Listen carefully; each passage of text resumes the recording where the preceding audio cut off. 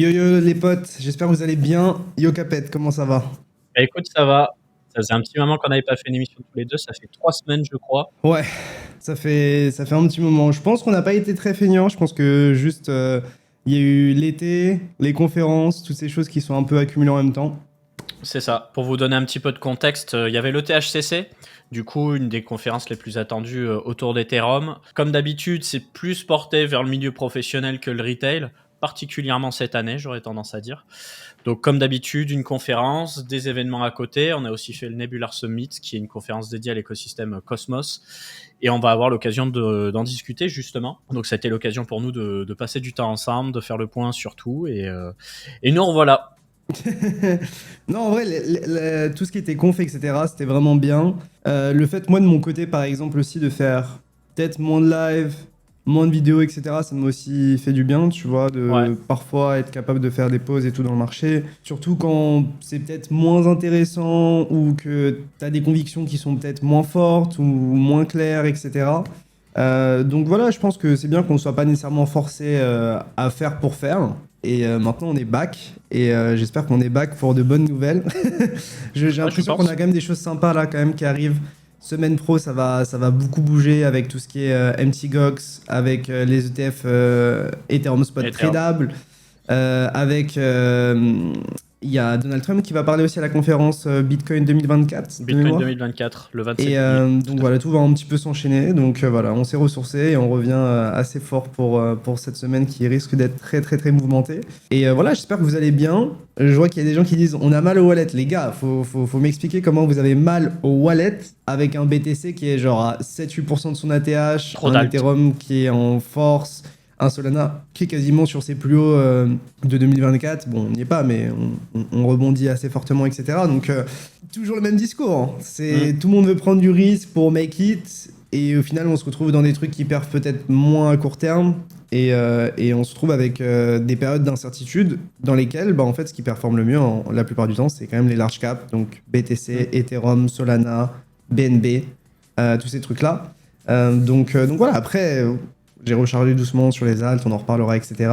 Mais ouais, je suis toujours assez choqué de voir que les gens peuvent être autant en galère avec un marché qui, en soi, va plutôt bien, quoi. Trop d'alt. Enfin, quand on prend du recul et qu'on regarde les graphes en weekly, c'est aberrant de se dire que certains ont un wallet qui perd peu ou mal. Donc, bon, après, chacun sa gestion du risque, chacun son agressivité, chacun son profil, chacun son. Voilà, donc je pense que parfois, c'est quand même bien de prendre du recul et juste de dézoomer sur la charte et se rendre compte que ça va plutôt bien en général. Ça va plutôt bien. En tout cas, comparé à des années précédentes, je pense que ça va extrêmement bien même. Bah, ça dépend comment tu le vois. C'est-à-dire qu'on n'a pas encore eu une période où, en fait, à l'exception des meme coins, hein, bien sûr, t'as beaucoup d'alts qui prennent. C'est-à-dire que on fait pas des alt TH de partout. Il y a de temps en temps des large caps qui prennent, mais de manière générale, les petites et moyennes caps, c'est dégueulasse, hein. Et moi, je suis un gros joueur de petites et moyennes caps, et c'est vrai que bah, c'est comme ça. Mais pour Bah, moi, je suis loin de la TH wallet, clairement. les petites et moyennes capes, en général, elles performent dans une période du cycle très spécifique. Et c'est ça qui est le plus dur à jouer. C'est Ouais. que tu as envie de profiter de leur performance, mais si tu te places trop tôt ou que tu mets trop de poids dedans avant cette période fatidique, c'est très compliqué. Mais enfin, tu sous-perfes le marché. Mais en même temps, si t'es pas dedans au moment où elle performe, pour certains, tu as l'impression de passer à côté de ton cycle, quoi. Donc c'est un petit peu ça l'ambiguïté du truc, c'est que bah, en même temps, tu as envie d'en avoir. C'est énormément de question de timing en réalité. Donc voilà, pas évident. Mais en tout cas, j'espère que vous allez bien. J'espère que vous profitez un petit peu de votre été. Là, j'ai l'impression que le temps passe à la vitesse de la lumière. On est déjà quasiment fin juillet. Enfin, Hmm. cette année est passée très très vite. Bon, devant les graphes, un peu moins vite parce qu'on s'est quand même mangé une consolidation assez lente et pénible. Mais voilà. Yo Kalo, yo à tous, yo à tous ceux qui arrivent. On va dire bonjour. Yo Kalo, yo Urkos, yo Le Sayo, main courante, Murtag, le cryptomancien, le vrai Flox, Lego Orlas, Kylian Leclerc, Turbotod. On va en afficher quelques-uns. Et donc, on vous explique un peu le programme du jour. Bah, on va reprendre un petit peu tout ce qui s'est passé. Donc déjà, nous, ce qu'on peut voir, c'est que il y a une vraie volonté de la part des projets de relancer un peu la machine plutôt pour septembre, je pense, en tout cas du côté du marketing. Alors il va y avoir des projets qui vont sortir cet été, mais ça va être léger. Cependant, on a un climat politique qui devient très favorable. Souvenez-vous, il y a quand même un bon petit moment. Au début, j'étais en mode, bon, Trump parle de Bitcoin, c'est peut-être passager pour les caméras, etc. Mais en fait, il se trouve qu'il en parle beaucoup, beaucoup, beaucoup. Donc, on va avoir l'occasion de revenir là-dessus. Et le fait qu'il en parle aussi favorablement, ce qui s'est passé, c'est que vous êtes très nombreux à le savoir, mais on va faire un rappel pour les autres. Il y a une tentative d'assassinat à son encontre. On va dire qu'il a tellement frôlé la mort que c'est évident que c'est pas quelque chose qui a été planifié de sa part. Donc on sait pas si c'est un individuel qui a voulu le tuer ou si c'est un complot pour le tuer. Moi j'ai mon petit avis. J'aurais du mal à croire que c'est un individu. Mais bon, pour le moment on n'a pas de preuves et je pense qu'on n'aura pas le fond de l'histoire de sitôt. Mais donc qu'est-ce qui s'est passé ? Ce qui s'est passé, c'est que... Même avec Kennedy, désolé de te couper, mais en vrai on n'a jamais eu vraiment le fin fond de l'histoire. Enfin, je crois qu'il y avait des documents qui devaient être déclassifiés, qui n'ont jamais été déclassifiés au final. Ouais, justement, Trump a promis d'en déclassifier. Et au final il l'a pas fait, non ? Je sais plus. Ouais, mais je crois qu'il l'a redit récemment. S'il reprend le pouvoir, il le fera. Mais après, est-ce qu'il tiendra parole ? Je ne sais pas. Toujours est-il que clairement, je pense. Après, on peut pas aller dans un multiverse et faire un univers parallèle pour savoir. Mais si Trump avait pris une balle dans la gueule, le marché aurait pris une cartouche. Parce que justement, Trump, c'est un peu l'espoir qu'il y ait une réglementation favorable pour les cryptos, pour Bitcoin, mais les autres crypto-monnaies, pour les entreprises de mining, pour les exchanges, etc. Et le fait qu'il se soit passé ça a envoyé un signal supplémentaire de « ouais, c'est encore plus sûr que Trump va passer ». Et donc que les choses vont aller dans notre sens. Et là, je parle exclusivement de crypto, je vous parle pas de tout ce qu'il y a autour. Donc, il va faire un discours le 27 juillet, justement, à Bitcoin 2024. Peut-être qu'il va présenter sa stratégie vis-à-vis des crypto-monnaies. Toujours est-il qu'il a énormément de soutien de l'écosystème, que ce soit les frères Winklevoss, que ce soit l'ex-CEO de Messari, qui a complètement pété les plombs d'ailleurs, et qui n'est plus CEO parce qu'il a tellement pris parti que ça lui est revenu dans la gueule et il a décidé de n'être qu'un simple advisor à l'avenir pour Messari. On a aussi Elon Musk qui va visiblement donner 45 millions de dollars par mois à une espèce d'association qui s'occuperait de la campagne de Trump, parce que ce qu'il faut savoir, c'est que aux US, t'as pas la possibilité de faire des dons en illimité. Par contre, tu peux donner à des espèces d'assauts, enfin des entités dites indépendantes qui, elles, vont faire la promotion, la publicité, etc. Ce qui revient plus ou moins au même, au final, c'est déplacer le truc. Donc, beaucoup de budget, beaucoup de gens qui assument leur côté Trump, et donc très positif pour les cryptos si, et j'insiste sur le si, Trump tient parole, parce qu'il pourrait très bien accéder au pouvoir et tous nous chier dessus. Ça, c'est pas quelque chose d'impossible. C'est un peu ce que disait Arthur Hayes de mémoire. Je crois qu'il a publié un article sur Medium pour en parler.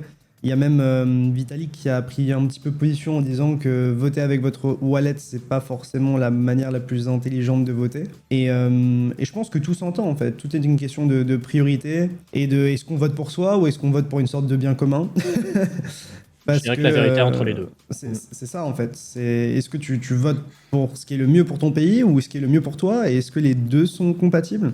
On avait un peu aussi cette discussion d'une certaine manière avec les élections en France. Donc, à voir. Moi, dans tous les cas, je suis pas assez impliqué dans la politique américaine pour maîtriser tous les sujets. Et puis même, dans tous les cas, je pense qu'on peut se le dire clairement, on n'est pas américain. Je sais pas si ça a vraiment un intérêt de donner une opinion, sachant qu'on n'est pas renseigné et que ça nous concerne pas directement.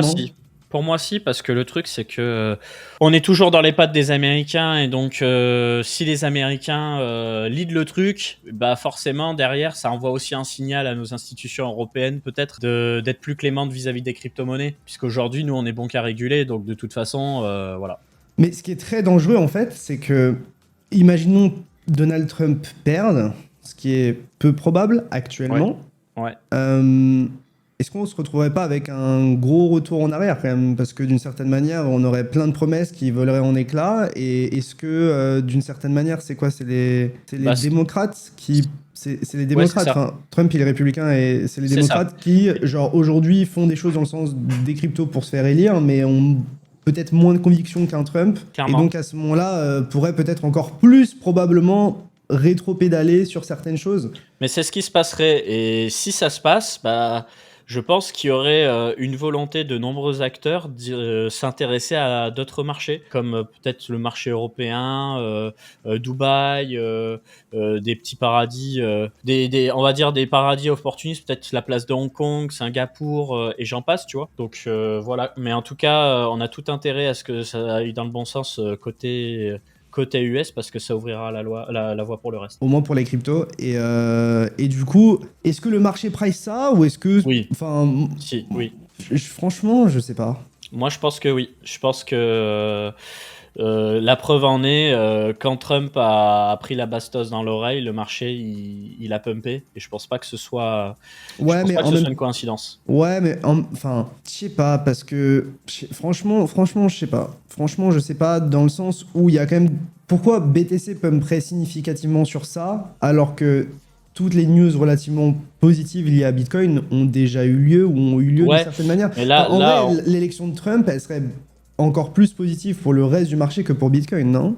ouais, bah, c'est pour tout le monde, mais c'est surtout, ça laisserait prévoir de nouvelles réglementations, peut-être une SEC avec un Gary qui dégage, un régulateur qui s'active, voire, imaginons, tu vois, la SEC qui a l'habitude d'aller attaquer un tel, un tel, un tel, et bah, une fois que Trump est au pouvoir, il suffit que pour un gros coup de com', Trump tape du poing. Et en fait, un truc qui va durer sur des années aujourd'hui va être réglé en 2 temps, 3 Hmm. mouvements parce que c'est quelque chose qu'il adore faire en fait quand il a envie de ramener les choses à lui. Tu vois, et c'est ce qu'il nous dit par rapport à la politique par exemple. Moi, j'arrive au pouvoir, moi c'est tout vu l'Ukraine, c'est on négocie et on négocie pas par la guerre, on négocie par ok parce que je fais juste la parenthèse sur l'Ukraine, je fais juste la parenthèse sur Russie-Ukraine. Aujourd'hui, il y a une volonté, c'est de se dire on laisse pas Poutine faire. On lui laissera pas un centimètre de terrain parce que si on lui donne un centimètre de terrain aujourd'hui, bah, il en voudra plus tard. Et donc, on Ce qui est va normal d'une aider. certaine manière. Il y a des sons de cloche. Moi, je vous le dis honnêtement, je suis pas décidé là-dessus. Je suis pas ukrainien déjà. Mais bon, en fait, il y a soit on va armer les Ukrainiens, et puis bah, tant qu'il y aura des Ukrainiens en vie, tant qu'il y aura du support côté Europe, et ben on va y aller à fond et on laissera pas un bout de terrain. Trump, je pense que lui serait plutôt favorable à mettez-vous d'accord sur quel morceau de l'Ukraine on laisse à Poutine, et puis on s'arrête On passe à là-dessus, autre et puis chose. tout le monde rentre chez lui. Ouais. Tu vois. Et comme tu dis, il y en a qui aiment, il y en a qui aiment pas, qui voient ça comme de la traîtrise. Bon, ça dépend comment tu vois les choses. Je pense que dans tous les cas, si t'as un pays à côté de l'Ukraine, t'es un peu en sueur, quoi. Complètement. Mais bon, dans tous les Enfin, de manière cas, réaliste, enfin, t'as une bonne partie de l'Europe qui est, enfin, t'as une partie de l'Europe qui est juste à côté de l'Ukraine et genre, je pense qu'il y en a pas mal qui ont chaud au cul d'une certaine manière, qui ont peur. mais Donc, c'est je pense sûr. que c'est pour ça qu'il y a des inquiétudes qui sont genre, comment dire, justifiées. Après, est-ce que c'est notre guerre à nous? Est-ce que voilà, est-ce que par exemple la France doit s'impliquer, etc. Ça c'est encore autre chose. Mais voilà, Voilà, est-ce donc qu'on parlerait pas de THCC? on va parler de l'ETHCC. Tu peux montrer peut-être le site web ou ouais, le Ouais. site web c'est bien. Donc THCC, la conférence, conférence qui se passe sur plusieurs jours. D'habitude à Paris, là ça s'est passé à Bruxelles, très probablement pour changer et parce que il y a les JO qui se passent en ce moment, enfin qui vont attaquer à Paris, donc ça aurait foutu un bordel pas possible. Donc écoutez, sympa. On n'a pas regardé les conférences, on s'est concentré sur les stands, sur le fait de rencontrer des gens qu'on souhaitait rencontrer, de revoir les copains, etc. Clairement, l'ambiance elle est très professionnelle, elle n'est pas orientée sur le retail. Moi-même, je me suis décidé à moins regarder le retail, moins regarder le Twitter et aller plus sur des papiers écrits par des VC, des fonds d'investissement, tout ce que vous voulez, des choses qui sont un petit peu plus approfondies que le retail. Parce que là, côté retail, on tourne en rond, je dirais. Donc, sympa, très cool pour se voir entre nous. Mais ce qui m'a le plus agréablement surpris, finalement, moi, ça a été Nebular Summit. Donc, Nebular Summit qu'on a couvert, qui est une conférence dédiée à l'écosystème Cosmos, où c'était en plus petit comité, où c'était encore un cran au-dessus, on va dire, de professionnalisme, parce que là, c'était directement des projets qui étaient là. On a eu l'occasion de discuter avec le CEO d'Akash rapidement. Léo a pu voir le CEO de Chorus One aussi. Donc très cool. On a pu faire ce qu'on appelle un speed dating VC aussi. Donc l'idée c'était d'avoir une salle avec la possibilité toutes les 10 minutes à peu près de parler avec des gens différents à des tables différentes pour dire ce qu'on faisait nous, écouter ce que faisaient les autres et prendre des contacts. Donc très très sympa. Qu'est-ce que je me suis noté d'autre aussi par rapport à ça? On a eu l'occasion de discuter avec des gens très pertinents, dont un Chinois qui bosse sur la OKEx Chain et le layer de OKEx qui était très technique dans ce qu'il disait, c'était très agréable et qui m'a bien vendu Mega ETH. Je vous en avais parlé pas mal de fois, Mega ETH qui est un AVS Eigen Layer, donc un espèce de roll-up basé sur la sécurité économique des gunlayers qui a la particularité visiblement de proposer différents types de nœuds avec des hardware totalement différents. Donc la promesse de Mega ETH, c'est quoi? Attends, je vais me mettre sur mon écran. J'ajoute ton écran là. Mega ETH sans le B à la fin, voilà. La promesse de Mega ETH, c'est quoi? C'est d'avoir un système quasiment similaire à un système centralisé. Donc là, on nous promet 100 000 transactions secondes, une milliseconde de block time, c'est énorme, et des frais extrêmement bas. Donc, pourquoi? En fait, ce qu'il faut comprendre, c'est que c'est pas 100 000 transactions par seconde, c'est jusqu'à 100 000 transactions par seconde. Et donc, l'idée, ce serait d'avoir des nœuds hardware plus ou moins puissants et potentiellement avoir des nœuds où tu as le hardware le plus puissant qui soit avec des SSD ultra rapides, des modèles de base de données faits sur mesure, toutes les optimisations au niveau du logiciel, du matériel possible et imaginable pour avoir un système semblable à du centralisé pour des applications bien spécifiques, comme de la DeFi, du gaming où on a besoin de temps réel, etc. Et dans d'autres cas, quand tu as moins besoin de puissance, tu vas taper dans des nœuds moins puissants. C'est quelque chose qui visiblement ne pourrait pas exister sur un Layer 1 parce que sinon tu aurais à la limite 10 nœuds et autant arrêter de parler de blockchain et de décentralisation et faire un système type PayPal ou Visa. On va voir ce que ça va donner. On sait que Joseph Lubin, Vitalik et d'autres sont backers du projet et je les attends au tournant. Je sais pas quand est-ce que ça sortira en revanche, mais ils ont l'air d'être plutôt chauds. Ouais, on va voir. Alors hop, je repasse sur mon écran, voilà. Ouais. On va voir ce que ça donne, mais en tout cas, moi, mon bilan de la conférence THC, déjà, ce qu'il faut se dire, c'est que en soi, c'est un event qui est très pro, donc surtout dédié aux développeurs, aux founders, aux investisseurs, etc. Donc moins de particuliers en soi, mais ça fait partie du jeu, sachant que c'est pas fermé. Dans tous les cas, les particuliers peuvent y aller, mais oui. Je pense que c'est aussi en lien avec la période de marché, c'est-à-dire que genre t'as beaucoup de projets qui sont en train de se build, beaucoup d'initiatives, t'avais beaucoup de développeurs, donc forcément c'est moins des trucs genre super centrés retail, de par la nature des interlocuteurs, des speakers et tout. Et franchement j'ai trouvé ça clean, et encore une fois, je pense que le plus important c'est de comprendre que vous pouvez rentrer dans l'écosystème genre super facilement. On en parlait avec ETHCC, on en parle aussi avec Nebular Summit, dans le sens où vous avez des passes genre étudiants ou même genre si vous le voyez un peu comme un investissement, vous pouvez payer un ticket, y aller et vous pouvez serrer des pinces avec genre des mecs qui sont très bien calés dans l'écosystème, qui sont très intéressants, intelligents, etc. Et en 2-2, vous pouvez trouver, je pense, un job, ou en tout cas, vous débusquez des opportunités. Et ce qui, je trouve, a été encore plus agréable, c'est que je sais pas si c'est par le moment de marché et d'autres choses, mais en soi, les conférences n'étaient pas ultra pleines, que ce soit ETHCC ou Nebular Summit. Et du coup, ça donne des opportunités de parler avec les speakers directement. Et comme disait Capet, on était à une conférence, un pitch du CEO de Akash Network, et on devait être une vingtaine dans la salle, par rapport à l'initiative qu'ils ont, la taille du projet, etc. Pouvoir parler à genre des founders comme ça, ils présentaient à 2-3 mètres de nous et on pouvait lui parler super facilement après, c'est incroyable. Donc je pense que pour les prochaines fois, ceux qui sont pas encore dans l'écosystème et qui veulent s'impliquer davantage, vraiment, n'ayez pas peur, tentez quelque chose. Si ça vous coûte trop cher, tentez par tous les moyens d'avoir des tickets gratuits, des tickets étudiants, ce genre de choses. Et je vous jure que vous allez pas le regretter, vous allez rencontrer des gens tellement intéressants. Genre, là, on parlait d'Akash Network, on avait pareil, j'ai pu discuter avec le founder de Chorus One, qui a un gros validateur, qui fait aussi du MEV et plein d'autres choses. C'est des boîtes qui sont assez énormes, qui sont assez folles. Et juste après le pitch, je vais le voir, on se serre la main, on prend le contact, on discute un peu, et peut-être des interviews qui arriveront prochainement, on verra. Mais voilà, en tout cas, n'hésitez pas à saisir ces opportunités-là. Je vous le dis parce que nous, c'est des opportunités pour nous, pour vous proposer des gens qui sont intéressants sur YouTube, sur Twitch, ou même dans la couverture de l'actualité qu'on a. Mais je pense que pour vous, ça peut être vraiment tip-top. Et surtout qu'à partir du moment où vous avez un lien humain, un contact humain avec quelqu'un dans une entreprise, ça va être beaucoup plus facile que juste envoyer une candidature par mail ou passer par la voie entre guillemets générique, un peu froide, quoi. Donc, par contre, il y a un mais, effectivement. Dis-le. Parce que c'est quelque chose qui m'a été dit par des amis qui s'intéressent de très très loin au crypto. C'est que clairement, c'est pas là-bas que tu vas apprendre les bases. Si les bases, tu les as pas. Pour ça, mais c'est normal. Non, mais voilà, mais il faut le dire. C'est-à-dire que là, il y a même pas le minimum pour les débutants. C'est-à-dire les débutants est sorti du circuit. Mais c'est normal parce que c'est genre là pour le coup, ETHCC, c'est genre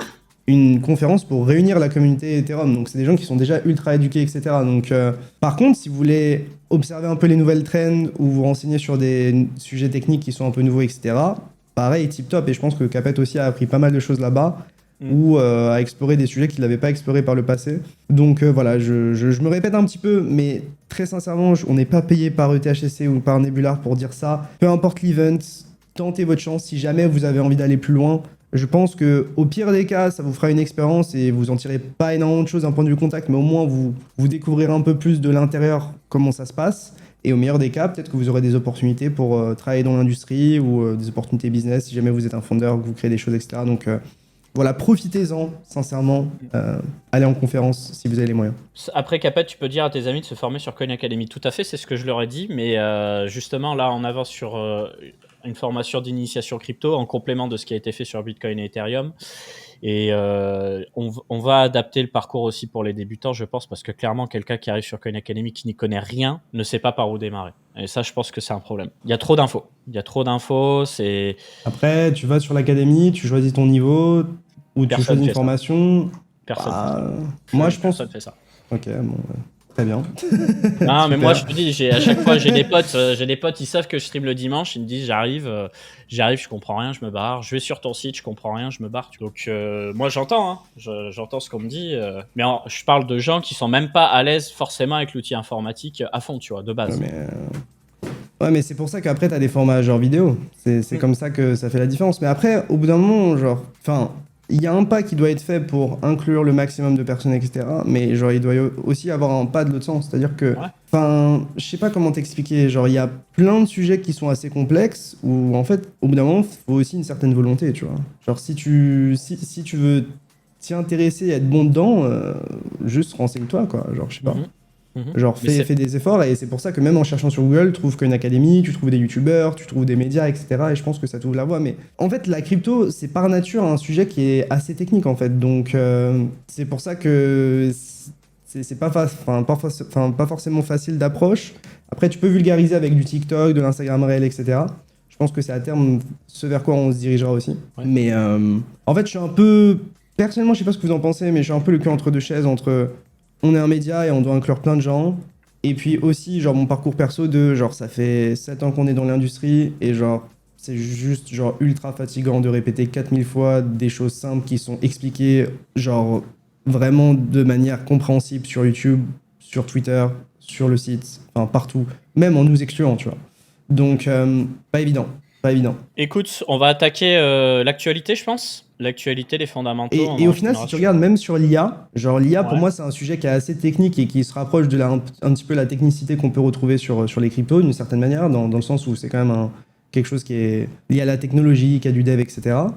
Bah, tu vois, tu as des gens comme Micode et tout qui expliquent des choses, mais même de cette manière-là, genre, les gens ne saisissent pas tout. Et en fait, ce qui est assez intéressant avec l'IA, c'est que les gens ne s'y intéressent pas que pour faire de l'argent, alors que les cryptos, j'ai l'impression que les gens s'y intéressent que pour faire de l'argent. C'est ça qui est assez fou, parce que la crypto, c'est de la monétisation. C'est la clé même du sujet, absolument. Et on en oublie le côté idéologique, le sous-jacent. Mais c'est normal, parce qu'en fait, aujourd'hui, entre nous, on est entre chasse aux altcoins, farming d'airdrop, swap, déposer, retirer des liquidités. Tu vois, c'est un peu ça le parcours. On n'en est pas sur Bitcoin, c'est ça sert à ça, ça a marché parce que si, Ethereum, c'est ça sert à ça a marché parce que ça. Tu vois, on le répète plus, ça, parce qu'on l'a fait pendant tout 2021-2022, et qu'aujourd'hui, on a notre base de viewers qui est toujours là. Tu vois, on est toujours entre 400 et 800 viewers en simultané en fonction de la période de marché des prix, surtout du price action, mais que du coup c'est difficile niveau acquisition forcément, parce que pour acquérir, bah, il faut revenir aux bases et il faut distraire. Et c'est vrai surtout des catalyseurs, hein, parce qu'au final l'IA a eu le catalyseur ChatGPT auquel tout le monde a pu toucher, tu vois. Et j'ai l'impression que le catalyseur pour les cryptos, bah, souvent c'est le prix. Peut-être qu'à terme ça pourrait être autre chose, tu vois, quelque chose de plus macro. Non. Ce sera toujours le prix. Ce sera toujours le prix et l'amusement. Tu vois, si je prends 2021, ça pumpait. Et puis, tu avais toujours des histoires, tu vois, des crashs, des hacks, des WAGMI, des SBF qui ouvrent un peu sa gueule, CZ, des dramas, du Elon Musk, tu vois, ça faisait des histoires à raconter. Aujourd'hui, t'as plus ce côté gourou parce que tous les gourous sont soit en tôle, soit ils sortent de tôle, voilà. Ouais, en fait, je suis pas entièrement d'accord avec toi, mais en même temps, l'histoire nous a pas vraiment prouvé le contraire dans le sens où je disais, ce serait bien d'avoir d'autres catalyseurs que le prix pour s'y intéresser. Et je pense qu'un catalyseur qui est quand même assez intéressant, c'est l'inflation, tu vois. Enfin, Ouais, mais bon. Et le problème, c'est que dans cet environnement-là, où on a une inflation qui est forte, en fait, les cryptos sont partis en bear market et ça n'a pas été le truc auquel les gens se sont intéressés, en fait. Donc, et encore une fois, à cause du prix. Donc, mais moi, je pense à un truc genre plus macro, plus général. Et je pense que, tu vois, genre, que t'es potentiellement, enfin, que t'es un ex-président et potentiellement à nouveau un futur président qui parle Bitcoin, crypto, etc., ça peut quand même, je pense, faire bouger les choses. Alors, Ah, mais c'est il clair. va pas passer son mandat à parler de Bitcoin, hein, qu'on soit clair. Mais quand tu as des grosses figures qui en parlent et tout, et j'ai l'impression que ça recommence d'une certaine manière. C'est-à-dire que on recommence à voir un petit peu des milliardaires parler de crypto. Je pense à du coup Donald Trump, Elon Musk, Mark Cuban, genre pas mal de milliardaires qui commencent à en reparler sur Twitter. Et moi, je pense que ça pourrait s'accélérer. Et d'ailleurs que genre il y a pas mal de projets qui attendent genre la fin de l'été pour faire leur TGE, donc lancer leurs jetons ou faire des annonces, etc. Mais je pense que même le marché pourrait les front-run. Donc on verra. Passons peut-être à la partie fonda et news. Ouais, c'est parti. En tout cas, ouais, moi je pense qu'il va falloir qu'on fasse des travaux au niveau du divertissement, qu'on soit capable d'être un petit peu plus rigolo pour expliquer les choses, en racontant un peu des histoires sur les personnages, sur ce qui s'est passé, parce que c'est aussi ça qui fait venir les gens, hein, on va pas se mentir. Hein. Allez, bref, on va attaquer par l'actualité crypto, donc on va beaucoup vous parler de Donald Trump. Désolé si vous aimez pas trop la politique, mais là c'est une obligation, je pense, parce que ça a trop d'impact sur le marché, selon moi. Donc déjà au niveau des dates clés pour les prochains jours, bah du coup on vous le disait en début d'émission, Trump qui prendra la parole lors de la conférence Bitcoin 2024 le 27 juillet, des rumeurs comme quoi il aurait une stratégie vis-à-vis des crypto-monnaies. On n'en sait rien, on verra ça le 27 juillet. Ensuite, on a les ETF spot Ether qui vont commencer à être négociés à partir du 23 juillet. Il serait question de 5 ETF différents à partir du 23 juillet. Donc là, on fait cette émission le 21. Vous verrez la rediff le 22. Voilà, ça arrive cette semaine et ça va être très intéressant de voir ce que ça va donner. Est-ce que ça va avoir un impact exclusivement sur Ether? Est-ce que ça va aussi déverser des nouveaux capitaux sur les altcoins? Ça, on verra. Je pense que pour le moment, ça va être que de l'Ether. On a également des nouvelles d'Avel qui va lancer son jeton le 23 juillet, donc Avail qu'on a couvert sur Coin Academy. Hein. Vous tapez Avail Coin Academy sur Internet, vous trouvez notre analyse. Donc c'est un projet qui gère 3 fonctions.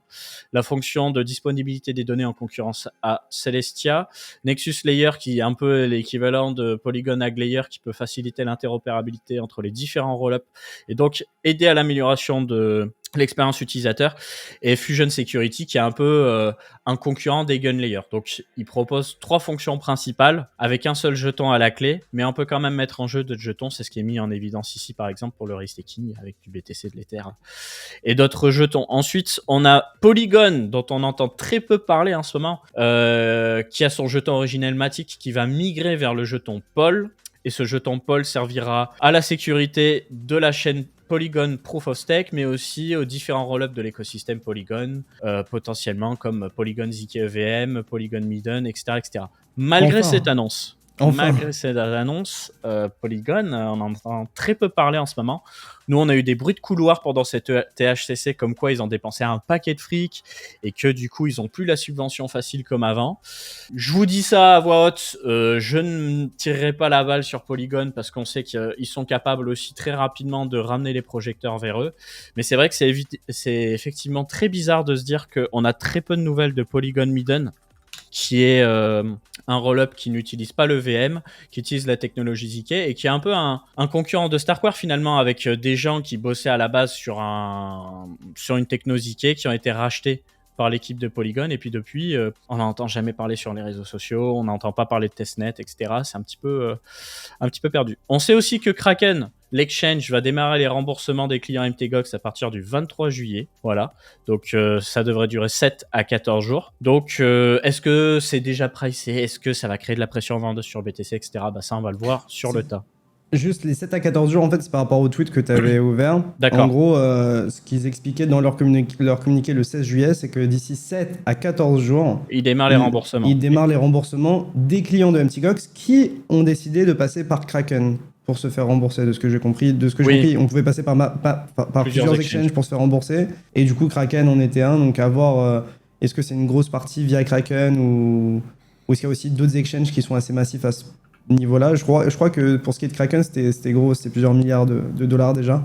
Donc affaire à suivre, mais en tout cas, les 7 à 14 jours, ça nous amène entre le 23 et le 30 juillet. Donc à peu près entre le moment où les ETF Ethereum vont être listés et 7 jours après, quoi. Et on me dit dans le chat, Polygon c'est devenu de la merde, non? Un peu déçu des perfs.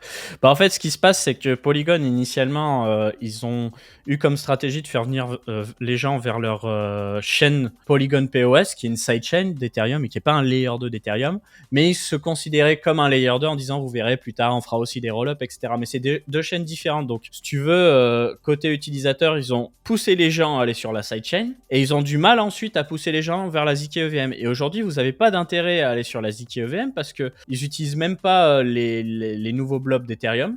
Donc ça fait qu'ils sont plus chers que du Arbitrum, du Optimism, du zk-Sync, etc. Il n'y a pas forcément d'application exclusive à la ZK EVM et on entend moins parler niveau marketing. Donc en fait, c'est vrai que Polygon en ce moment sont un petit peu sur le teco, mais vous savez, on est sur un marché où tout peut revenir très vite.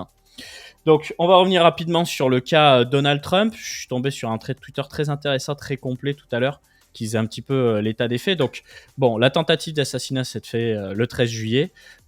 Très court, une personne a tiré 2 balles. Une balle dans le torse, sauf qu'il avait un gilet pare-balles. Une balle qui était visée sur la tête, sauf que au dernier moment, Trump a tourné sa tête, ce qui fait qu'il a frôlé la balle de peu. Donc là, c'est quelque chose que tu ne peux pas calculer. C'est pas Trump qui nous a fait un coup de génie pour avoir les caméras sur lui. Là, vraiment, c'est un miracle. On peut le dire, c'est un miracle, le fait qu'il se soit pas pris une bastos dans le crâne. Enfin, donc, tu simules pas quelque chose de ce style-là alors que genre il y a une balle qui frôle ton oreille et non, qui pourrait transpercer ton crâne. Genre, enfin, au bout d'un moment, faut doser, quoi. Ouais. Donc du coup, Trump très probablement président. Il a aussi annoncé J.D. Vance comme vice-président si jamais il vient au pouvoir. Donc J.D. Vance qui est quelqu'un qui vient du bas, l'échelle sociale, qui est un auteur, venture capitaliste aussi, et quelqu'un qui est plutôt favorable aux crypto. Tout à fait. Pro-crypto, hein, vraiment. Genre, il détient du Bitcoin. Je crois qu'il détient à peu près 250 000, 300 000 dollars de Bitcoin et il a dit, voilà, c'est ça, il a dit des choses très très très positives dans le sens des cryptos et notamment dans le sens que genre Gary Gensler doit partir, quoi. Ouais, donc il s'entoure de gens qui sont plutôt pro-business, qui sont plutôt néoconservateurs, hein, c'est-à-dire America First, qui est, je dirais, normal. Pas dans le sens de tout le monde, mais voilà. Du coup, si ça vous intéresse, sachez que cet homme-là a sorti un livre. Il y a aussi une série basée sur lui qui est disponible sur Netflix qui s'appelle Hillbilly Elegy. Mais elle est aussi disponible en français sous un autre nom. Je crois que si tu fais Hillbilly Elegy Netflix, la série, j'ai pas utilisé un ordinateur. La série s'appelle Une ode américaine. Voilà, c'est même pas une série en fait, c'est un film. Pour les intéressés, je l'ai pas vu encore, hein, j'en ai découvert l'existence tout à l'heure. Donc très intéressant. Depuis ça, Bitcoin a repris un petit peu des couleurs. Les altcoins aussi, rapidement, certains altcoins plus que d'autres. Et il faut savoir que depuis que Trump n'est plus président, il s'est exprimé maintes et maintes fois positivement vis-à-vis des crypto-monnaies. Il y a un site qui s'appelle standwithcrypto.org qui permet de référencer un petit peu le climat politique et pas seulement Trump pour qui est favorable aux crypto, qui ne l'est pas, voilà. Et contrairement à toutes les attentes, il y a quand même beaucoup de démocrates qui sont positifs aux cryptos. Faut pas se dire c'est que les républicains qui sont positifs aux cryptos, c'est pas vrai. Donc il y en a des deux côtés. Donc dans tous les cas, on n'est pas doom non plus si Trump n'est pas au pouvoir. Mais voilà, si on devait retenir un petit peu les derniers talks de Trump vis-à-vis des crypto-monnaies, il accuse vraiment son concurrent Joe Biden d'être en guerre avec les crypto-monnaies et il dit que si lui passe au pouvoir, il fera le nécessaire pour que la réglementation soit positive vis-à-vis des crypto-monnaies. Il a également dit que les crypto-monnaies, et plus spécifiquement le Bitcoin, c'était une ligne de défense contre les monnaies numériques de banque centrale, donc il est aussi favorable à la monnaie libre, c'est quand même l'idéologie derrière Bitcoin à la base, et il ne veut pas que des continents concurrents comme la Chine et la Russie s'emparent du sujet crypto. Il parle même des communistes de gauche radicaux. Donc voilà. Pour le moment, vu comment il envoie, on va dire que ça va plutôt dans notre sens, mais on n'est jamais à l'abri de se faire niquer à la fin. C'est quand même important de le noter. Et surtout, Trump s'oppose à une monnaie centrale une monnaie numérique de banque centrale. Donc il se met contre une CBDC, donc contre un peu ce que nous on estime être bon en Europe, à savoir un euro numérique, quoi, d'une certaine manière. Ouais, bah bon, en Europe. Quand je dis bon, c'est genre les leaders politiques. Hein. Ouais, enfin, c'est surtout Christine Lagarde et 2-3 de ses copains, mais c'est vrai qu'on nous entend pas trop parler, tout simplement parce que je pense que l'infrastructure, elle est pas du tout prête et que même le peuple, même s'il est pas très pro-crypto, Mais ils s'en les gens branlent, de manière générale ils sont cherchent pas à pro-argent comprendre. liquide. Hein. Mais Ouh. les gens sont pro-argent liquide, hein, donc Ouais, mais j'ai vraiment pas l'impression que ce soit un sujet, tu vois. Enfin, oui, parce genre, qu'ils c'est sont pas pas un au truc courant. que tu vois dans un Twitter de, entre guillemets, normies, tu vois, de gens qui sont en dehors de crypto. En dehors des cryptos, j'ai l'impression qu'il y a très peu de gens qui en parlent, quoi. Bah oui, parce qu'ils en connaissent même pas l'existence du projet en fait. Bref, donc pas mal de candidats qui soutiennent la campagne de Trump, les frères Winklevoss, Ryan Selkis de Messari. On sait aussi qu'on a l'ancien directeur général de Sequoia Capital, Douglas Leon, qui soutient, et puis des gens qui gèrent des gros fonds comme le cofondateur de Palantir, etc. On a également récemment Elon Musk qui a un peu plus ouvert sa gueule pour soutenir Trump depuis la tentative d'assassinat, hein, tout simplement. Ouais, et Fin de la après, parenthèse. enfin, moi, de ce que j'ai lu, je sais pas à quel point c'est vrai, il est question que lui, il investisse, enfin, 45 millions de dollars par ouais, mois. 45 millions de dollars par mois jusqu'à la fin des élections, quoi. Ouais, donc Donc, enfin, il a un intérêt très large de le faire. Enfin, c'est une position politique et une position aussi d'une certaine manière économique, quoi. C'est pas juste. Ouais, j'ai envie qu'il soit élu, il est cool. ouais.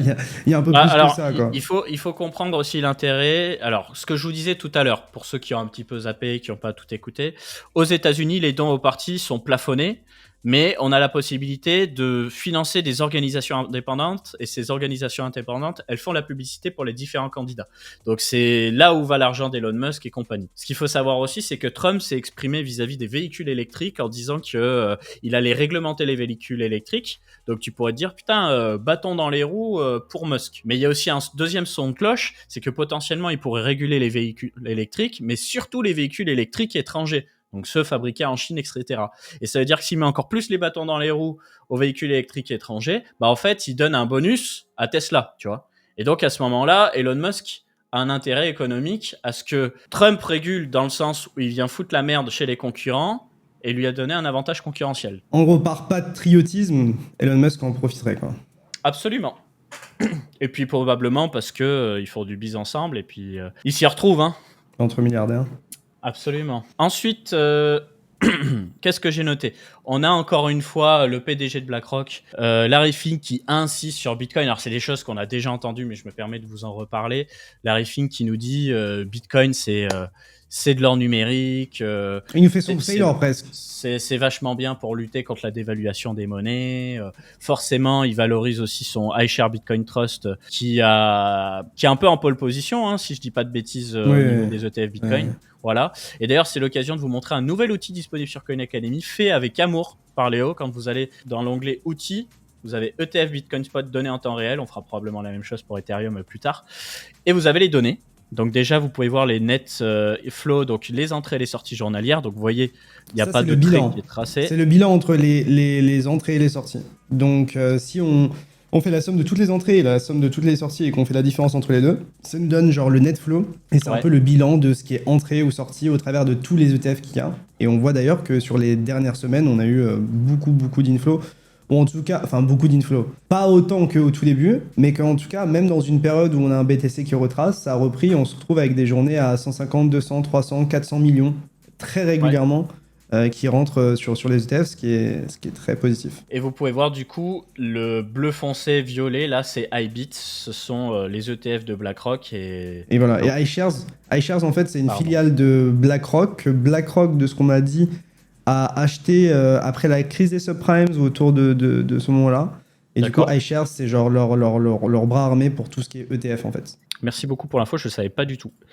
Voilà, donc vous pouvez surveiller tout ça directement dans l'onglet outils de Coin Academy. J'ai pas triple check, mais c'était quelqu'un d'assez... Alors, apparemment, l'info vient de tomber. Je me permets de couper l'émission parce que, visiblement, Joe Biden se retire de la candidature à la présidentielle. Donc, il y a quelqu'un qui va le remplacer côté démocrate, très probablement. Voilà, c'est fait. Damn. Tu sais qu'il y a à peu près, comment dire, il y a à peu près une semaine, je voulais parier sur le fait que Biden allait se retirer sur Polymarket. Je l'ai pas fait. Là, c'est fait. Et qui c'est qui va passer qui on va nous mettre? Kamala Harris. Kamala Harris, je connais pas. Je peux remettre mon écran vite fait. Ouais. Mais du coup, pour ceux qui connaissent pas, vous avez Polymarket. On n'est pas payé pour en parler, c'est juste genre une DApp où en gros vous pouvez faire des paris tout simplement sur des outcomes, donc des possibilités. Et donc là, par exemple, pour le coup, vous pouvez parier sur qui a le plus de chances de gagner les élections américaines, qui a le plus de chances de se retirer, je sais pas, du côté démocrate ou républicain, qui va être nommé vice-président. Donc ça, c'est pour la politique. Donc ici, vous avez probable, vous pouvez soit acheter, soit vendre une sorte de part. Et en fait, derrière, vous avez un order book. Et donc à tout moment, vous pouvez rentrer, sortir, etc. Et c'est assez liquide dans le sens où bah, là, il y a 300 millions de dollars de bêtes. Donc c'est quand même assez gros. Enfin, 300 millions de dollars de bêtes sans levier, sans dérivé. Enfin, c'est vraiment costaud. Il y a du Et fric. après, ouais, il y a du fric. Et du coup, après, vous pouvez aller sur d'autres marchés. Par exemple, là, c'était est-ce que Trump va. Enfin, est-ce que Biden va se retirer? Et du coup, c'est à 98. Du coup, il y a un arbitrage de 2%, je suppose. Parce que là, c'est validé. Donc. Mais voilà. Et du coup, vous avez plein de marchés. Vous avez aussi pour la crypto. Est-ce que Ethereum va faire un all-time high? Est-ce que quel va être le prix que Bitcoin va atteindre en juillet, etc. Bon, tout ce qui est genre vraiment lié au prix, etc. Je pense que Polymarket n'est pas vraiment le meilleur endroit pour le faire, puisque vous avez des options, vous avez des produits dérivés, vous avez ce genre de produits qui sont plus liquides, plus développés. Mais après, vous pouvez faire des choses liées au sport. Vous pouvez faire des choses liées au business, à la science, etc. Donc après, à vous de regarder aussi quel est le volume sur ces trucs-là, à quel point c'est sérieux.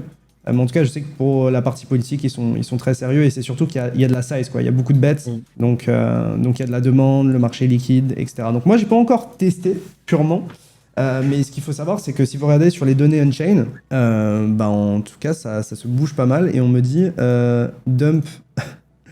Ok, bon, je sais, c'est en super, enfin là c'est en 10 minutes quoi, donc je sais pas à quel point le fait qu'il se retire c'est un... Ouais, c'est bizarre. Je sais pas, on verra. Ouais. On verra.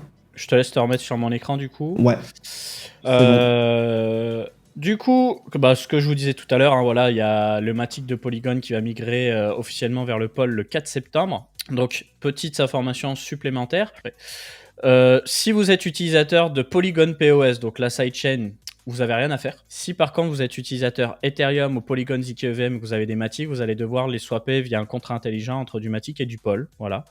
On n'a pas de date limite pour le changement, c'est-à-dire qu'à partir du moment où le changement va commencer à opérer le 4 septembre, vous aurez plus ou moins tout le temps que vous voudrez pour pouvoir swapper vos jetons. Donc ça servira à sécuriser l'écosystème Polygon, la POS chain, les différents roll-ups et aussi à sécuriser l'activité de Polygon avec Layer dont on va entendre de plus en plus parler à l'avenir. Et d'ailleurs, juste j'en profite, si jamais vous voulez vous renseigner un peu plus sur ce qui se passe sur Polygon, j'ai fait une interview dédiée en fait à ce sujet-là, où justement on parle de la migration, des impacts, etc. Donc je vous mets ça dans le chat, si jamais ça vous intéresse. Voilà, ça vous fait de la lecture si vous vous intéressez à Polygon ou au moment où vous voulez savoir ce qui se passe. Parfait. Oui, ensuite on va parler de Starkware qui présente les possibilités d'OP4 de Bitcoin. Alors, on vous en avait parlé dans des émissions précédentes. Si Bitcoin fait passer l'opcode OP4, c'est-à-dire une nouvelle fonction qui avait été désactivée au tout début de Bitcoin, de peur qu'il y ait des problèmes de spam et donc des problèmes de sécurité, de stabilité au niveau du réseau Bitcoin, eh bien, l'idée, ce serait de réactiver cet opcode OP4, pardon, et ça permettrait, grâce à la technologie des ZK Rollup, enfin des Validity Rollup, de pouvoir avoir des applications beaucoup plus complexes. Donc, on parlera pas de smart contract pour tout et n'importe quoi, mais presque. Mais en gros, on permettra aux utilisateurs de garder la custody sur leur fonds et de pouvoir utiliser tout ce qui est disponible sur l'écosystème. Donc là, en l'occurrence, Starkware, mais ça peut être le cas sur un Polygon Maiden, sur un Polygon ZKEVM, peu importe, n'importe quelle crypto-monnaie qui utilise la technologie ZK et qui sait exploiter l'OP4 correctement. Mais faut-il encore que OP4 soit activé sur Bitcoin? Donc pour le moment, il n'est pas activé. Et donc c'est pour ça que là, ce que fait Starkware, c'est que ils sont déjà en train de bosser sur un réseau de test qui s'appelle le réseau signé. Ils financent aussi, je crois, à hauteur de 5 millions de dollars, des recherches sur la sécurité d'OP4. Et on a l'occasion de discuter directement avec Abdel qui nous expliquait que l'idée, c'est pas de financer exclusivement des recherches qui sont positives à l'activation d'OP4, mais aussi financer des gens qui sont un peu plus dubitatifs et qui sont capables de prouver par A plus B que activer OP4 peut créer des effets pervers sur Bitcoin. Voilà. Du coup, en gros, Starkware a financé de la recherche dans le sens de la réhabilitation de la De l'opcode OP4. De l'opcode OP4 et aussi dans le sens un petit peu pessimiste pour prouver que ça peut avoir des implications négatives pour Bitcoin et à partir de ça, peut-être que ça va faire avancer la recherche sur Bitcoin, les débats et voir si derrière ça a une raison d'exister, d'être rajouté ou pas. Mais donc comme tu l'expliquais, c'est Satoshi qui avait retiré l'OP4 il y a un bon moment avec d'autres choses en même temps parce qu'il avait peur qu'il y avait une sorte de deny of service. Et du coup maintenant la question est est-ce qu'on les remet ou pas? Et le champ des possibles serait assez énorme si c'était remis dans le sens où L2 smart contract, et du coup c'est genre juste énormissime. Actuellement la probabilité que ce soit rajouté pour moi elle est très faible puisque très peu de gens qui veulent toucher à la Bitcoin et on a envie de prendre le moins de risques possible sur Bitcoin. Mais je trouve ça très très très intéressant et dans tous les cas je trouve ça plutôt cool de la part de Starkware de financer des recherches qui vont amener à des avancées pour une sorte de bien commun en fait d'une certaine manière. En fait, ce qu'il faut comprendre surtout c'est que il y a de moins en moins de gens qui sont contre l'OP-code OP4. Pourquoi? Parce que vous pourriez vous dire ouais mais si à l'époque Satoshi a désactivé c'est pour une bonne raison. En se disant Satoshi c'est le messie, il a la science infuse, etc., etc. Bon, il faut savoir que entre temps, il y a pas mal de failles qui ont été patchées sur OP4. Ça veut pas dire qu'il y en a pas potentiellement d'autres, d'où l'intérêt de faire des recherches pour identifier les failles. Mais en tout cas, aujourd'hui, on maîtrise beaucoup plus le périmètre. En fait, le vrai sujet de réactiver OP4, c'est que c'est le même sujet qu'avec les ordinals et les runes, c'est que dans la tête de certains, Bitcoin, ça doit servir uniquement à faire du transactionnel. Donc, envoyer d'une personne A à une personne B ou d'une personne A à A, B, C, D, etc. Et pas autre chose. Et que si jamais il y a ce OP4, on va commencer à avoir plein de layer 2 qui vont être à la fois sur Bitcoin et Ethereum. Et peut-être que potentiellement, ils vont polluer l'espace de bloc Bitcoin avec ça. Et au final, Bitcoin ne servira de moins en moins à du transactionnel et de plus en plus à ça. Et c'est là où il y a des divergences idéologiques, en fait. Autrement, je pense que ça va passer et à mon avis, courant 2025 au P4, ça passe. Et donc, ça voudrait dire qu'une application décentralisée, par exemple, qui tourne sur Starkware, donc là, je prends l'exemple de Starkware, mais c'est la logique pour tout le monde, eh bien, elle pourrait fonctionner à la fois avec Bitcoin et à la fois avec Ethereum, du coup. Donc, tu serais plus un layer 2 d'Ethereum, tu serais un petit peu comme une couche à part qui vient hériter de la sécurité économique de Bitcoin et d'Ethereum, en sachant que Bitcoin aujourd'hui, c'est le layer 1 ultime pour sécuriser de la donnée. Et du coup, est-ce que ce que ça veut dire, c'est plus d'utilité pour Bitcoin, plus de revenus, et on résout un petit peu le problème de les mineurs, tôt ou tard, vont avoir de moins en moins de revenus, ou ça va être de plus en plus compliqué de récompenser les gens et de les inciter à s'impliquer sur Bitcoin? Enfin, parce que c'est un peu le débat qu'on a eu pendant un long moment, hein. Parce que là, on a eu les ordinals, les runes, etc. Ça a fait péter les transaction fees, mais ça n'a pas duré. Et du coup, la question, c'est est-ce que ça va relancer l'économie? Je sais pas trop. Je sais pas trop parce que là, regarde, prenons un bloc qui a été miné il y a pas longtemps. Tu vois, au niveau des frais, il y a peanut. Hein. Rappelle-toi, à un moment, on avait plusieurs bitcoins de frais avec les runes ordinals. Mais là, il y a clairement peanut. Donc ça dépend en fait de l'usage du marché, de à quel point le marché a envie de dépenser de l'argent pour tester des trucs. Donc ça dépend toujours de la période, je pense. Et du coup, juste là, par rapport à la réaction de Biden qui se retire en soi des élections présidentielles, et le fait que BTC dump, peut-être que le marché va l'interpréter d'une certaine manière où en fait on va avoir un candidat qui est peut-être un peu plus crédible face à Trump, et du coup les chances de gagner Trump réduisent. Baisse légèrement, à voir comment c'est interprété. Pour moi, Trump la zigouille, sauf s'il y a un complot, pour que tous les médias d'un coup nous disent regardez. Mais aux dernières élections, en plus, Trump avait eu plus de voix que Biden. C'est juste avec les systèmes d'État qu'il a perdu, non? Ouais, je préfère pas en parler.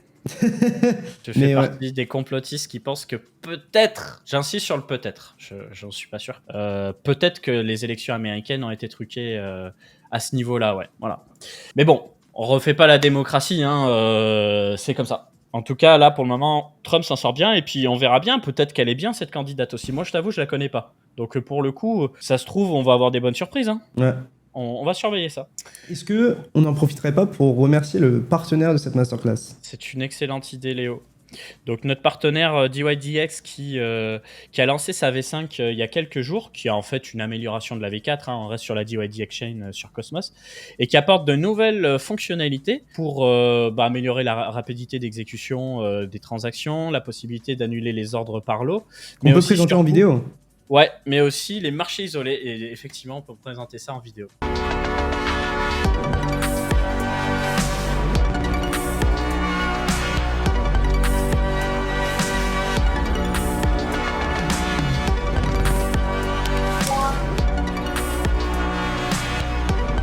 On est de retour. Donc, c'est surtout ce qui va nous intéresser, c'est surtout les marchés isolés et la possibilité de lister très facilement des marchés. Donc, on a fait un article justement sur ça, qui est disponible sur l'Académie, qui reprend un petit peu cette histoire de nouveaux marchés.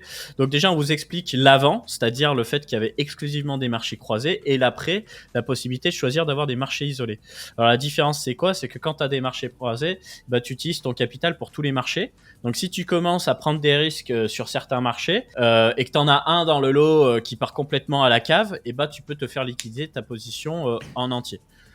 Peut-être pour faire une comparaison ou une métaphore, imaginons que tu as un bateau et tu as la cale. Et en gros, si jamais il y a un trou dans la cale et que genre chaque partie dans la cale n'est pas fragmentée, en fait tout prend l'eau. Alors que genre si la cale est divisée en plusieurs compartiments, s'il y a une partie qui prend l'eau, le reste ne prend pas l'eau. Et donc c'est un petit peu ça la différence entre l'isolé et le cross, c'est que le cross en fait il n'y a pas de compartiment, là où l'isolé en fait tout est compartimenté. Donc quand vous êtes en cross, en fait toutes vos positions utilisent la marge sur votre compte, là où en fait en isolé, en fait vous définissez exactement la marge que vous avez sur chaque trade, et donc votre prix de liquidation ne change pas. Alors que quand c'est en cross, vu que ça utilise la marge en total, si j'ai un trade, peut-être que peut-être que le prix de liquidation va pas changer et que voilà, c'est simple. Mais si jamais je prends d'autres positions, en fait, je vais avoir moins de marge qui est disponible pour chacune de ces positions-là. Et du coup, en fait, mon prix de liquidation va se rapprocher sur chacune de ces positions. Donc le cross, c'est bien, mais c'est surtout, je pense, pour des utilisateurs avancés. Et l'isolé, c'est mieux surtout pour les débutants qui n'ont pas envie de se prendre la tête et qui ont envie de se dire moi j'assigne cette marge par trade et j'ai pas envie de risquer plus sur ce trade tout simplement. Et donc DYDX a ajouté maintenant le système de marge isolée, donc isolated margin. Mais surtout, en fait, moi ce qui m'excite le plus sur DYDX, c'est surtout en fait les permissionless markets. Donc à partir de maintenant, vous pouvez ajouter des centaines de paires de trading en fait sur DYDX. C'est-à-dire que vous pouvez tout simplement faire des propositions d'ajout de coins, de listing de coins en fait, à partir d'une liste qui a été conçue à partir de plusieurs critères. Donc la liquidité qu'il y a sur le marché, les oracles qui supportent ces coins-là, etc. Donc par exemple, si vous avez un coin qui n'est pas suivi par PIF, qui n'est pas suivi par Raydium ou plein d'oracles, à ce moment-là, on va pas pouvoir les ajouter, qui n'est pas suivi par exemple par les exchanges centralisés. Donc c'est un peu une sorte de cumul d'exchanges centralisés, d'oracles, etc. Et du coup, de ce fait-là, maintenant, on peut ajouter des centaines de coins, on peut lister des centaines de coins sur DYDX. Tout ce qu'il faut faire, c'est faire des propositions. Donc pour faire des propositions, ça engage du capital, c'est-à-dire qu'il faut locker en soi des DYDX, mais la bonne nouvelle, c'est que plein de gens le font à votre place, en fait. Et du coup, désormais, il y a plein de gens qui font des demandes pour que des jetons soient listés, et du coup, sur DYDX, on a des centaines de nouveaux coins qui arrivent. Donc ça, c'est vraiment très cool. Et surtout, ce qui est intéressant, c'est que jusqu'à maintenant, quand vous regardez un Bybit, un Binance, un BitGet, toutes ces plateformes-là, elles mettent souvent du temps à lister les meme coins, elles mettent souvent du temps à lister les low caps ou les mid caps. Et là, le truc, c'est qu'avec DYDX, en fait, vous pouvez avoir un listing qui est quasiment instantané à partir du moment où il y a assez de liquidité, de l'échange, etc. Et surtout, ça vous permet d'avoir des produits dérivés sur ces cryptos qui ne sont que peu listés et qui, la plupart du temps, ne sont listés que en spot, en fait. Donc ça vous permet de faire du levier sur tous les nouveaux meme coins ou de faire du levier sur des coins qui n'ont pas de perp, par exemple, donc pas de produits dérivés sur Binance, sur BitGet, sur Bybit, etc., etc. Donc c'est vraiment top. Si jamais vous voulez, par exemple, vous couvrir, si jamais vous voulez prendre de l'effet de levier sur certaines positions sur lesquelles jusqu'à maintenant vous ne pouviez pas vraiment le faire parce que vous pouviez uniquement le trader sur Uniswap, sur Base, sur Ethereum ou d'autres. Donc là, vraiment, ça ouvre un champ des possibles qui est assez fou. Et je trouve ça très, très bien. Et le problème à ça, actuellement, c'est qu'en fait, il n'y a que peu de liquidité sur ces nouveaux jetons qui sont listés. Et donc, en fait, DYDX travaille à l'ajout de vaults. Donc, en fait, ils sont en train de travailler à un vault où, en fait, vous pouvez tout simplement acheter de la liquidité, le DEX va run une stratégie delta neutrale qui va lui-même market maker ses paires et qui va faire que en fait, ces nouveaux coins qui sont listés puissent être plus facilement tradables et davantage de... Alors, on me dit que mon micro sature ou etc. Ça va. En vrai, Ça ça va va. Je baisse légèrement. Mais voilà, donc pour faire simple, maintenant vous avez les marchés isolés, donc le mode de marge isolé sur DYDX. Et surtout, vous avez plein de coins qui vont être listés, qui sont listés nulle part ailleurs. Et bientôt, vous aurez de la liquidité bien plus importante sur tous ces nouveaux coins. Donc ça, c'est top. Et c'est surtout qu'en comparaison de tous les autres DEX, en fait, DYDX, pour moi, a la vision la plus avancée et la plus, disponible en fait de tous actuellement. C'est-à-dire qu'il y a beaucoup de DEX où on vous dit oui, vous pouvez trader comme sur un sexe, etc. Mais au final, les revenus, on ne sait pas où ils vont. L'exécution, le matching engine, etc. On ne sait pas où il est. Là, avec DYDX, tout est décentralisé. C'est des propositions de la gouvernance pour faire des mises à jour sur l'interface, donc sur dydx.trade ou sur le QR code que vous avez en haut à gauche de l'écran. Pour l'ajout de coins, c'est n'importe quel utilisateur qui peut le faire. Et surtout les revenus. Et surtout les revenus qui sont générés par le protocole sont 100% redistribués aux stakers. Donc ce que ça veut dire, c'est que si jamais vous avez du DYDX et que vous le stakez, vous percevez une partie du revenu du protocole. Donc là où un Binance ne propose pas vraiment ça, c'est-à-dire que quand tu es sur Binance, BitGet, Bybit, tous ces exchanges-là, en fait, tu peux pas vraiment profiter de la réussite de ces projets-là, de ces exchanges-là. Ce que tu peux faire à la limite, c'est acheter le token de l'exchange, mais ça te donne pas un yield concret en lien avec la réussite de l'exchange. Là, avec DYDX, c'est quelque chose qui est possible. Et si jamais vous n'êtes même pas intéressé par le jeton DYDX, mais que vous voulez percevoir le yield de la plateforme, ce que vous pouvez très bien faire, c'est staker, je sais pas si, prenons un exemple, vous stakez DYDX, vous allez recevoir du revenu proportionnellement à tout ce qui est staké sur la chaîne. Donc vous allez toucher une petite partie des revenus du protocole, mais vous pouvez très bien shorter l'équivalent, par exemple, sur une autre plateforme, donc shorter l'équivalent de ce que vous avez staké, et à ce moment-là, vous touchez le rendement net en réalité du protocole. Donc là, à savoir, ça oscille entre 15 et 30%. Sur les grosses journées, on fait des pics à 40-45%. Sur les petites journées, on tourne à 5-10%. Mais moi, je trouve ça vraiment, vraiment lourd dans le sens où tu peux être d'une certaine manière shareholder comme un actionnaire de ton protocole puisque tu reçois une partie des revenus qui sont générés par le protocole qui est lui-même entièrement décentralisé et qui n'est pas détenu par 1, 2, 3 personnes qui se mettent d'accord, quoi. J'ai essayé de retrouver le tweet qu'ils faisaient où ils montraient un petit peu la paire estimée sur le staking de DYDX avec 19,9. Ça dépend des jours en fait. Hein. Ouais. Je peux te l'envoyer. Ou je peux mettre sur mon écran vite fait. Hop, donc je suis sur mon écran, je vais vous donner le lien. Donc si vous allez sur le lien que je vous donne, j'espère juste que ça va marcher. Voilà, staking, je vous mets le lien dans le chat. Vous avez le staking APR et du coup, donc en bleu ici, c'est chaque jour combien ça donne. Donc aujourd'hui on est à 7%, hier on était à 9,5%, le jour d'avant 21%. On a fait des pics à... Ouais, on a fait des pics à 50%. Voilà, donc ça c'est genre l'APR en temps réel chaque jour. Et après, vous pouvez faire une moyenne sur les 7 derniers jours, 30 derniers jours. Et vous voyez qu'en vert, donc c'est les 30 derniers jours, en moyenne, on tourne autour de 18%. Et il y a à peu près 2-3 mois, 1 mois, 2 mois, on était à 25%. Donc surtout, en fait, dans toutes les périodes où on a beaucoup de volume exécuté et de la volatilité sur les marchés, en fait, l'APR a tendance à augmenter. Donc ça, c'est vraiment top. Et si jamais vous voulez vous renseigner sur les fees et les rewards, etc., vous avez tout qui est tout simplement visible ici.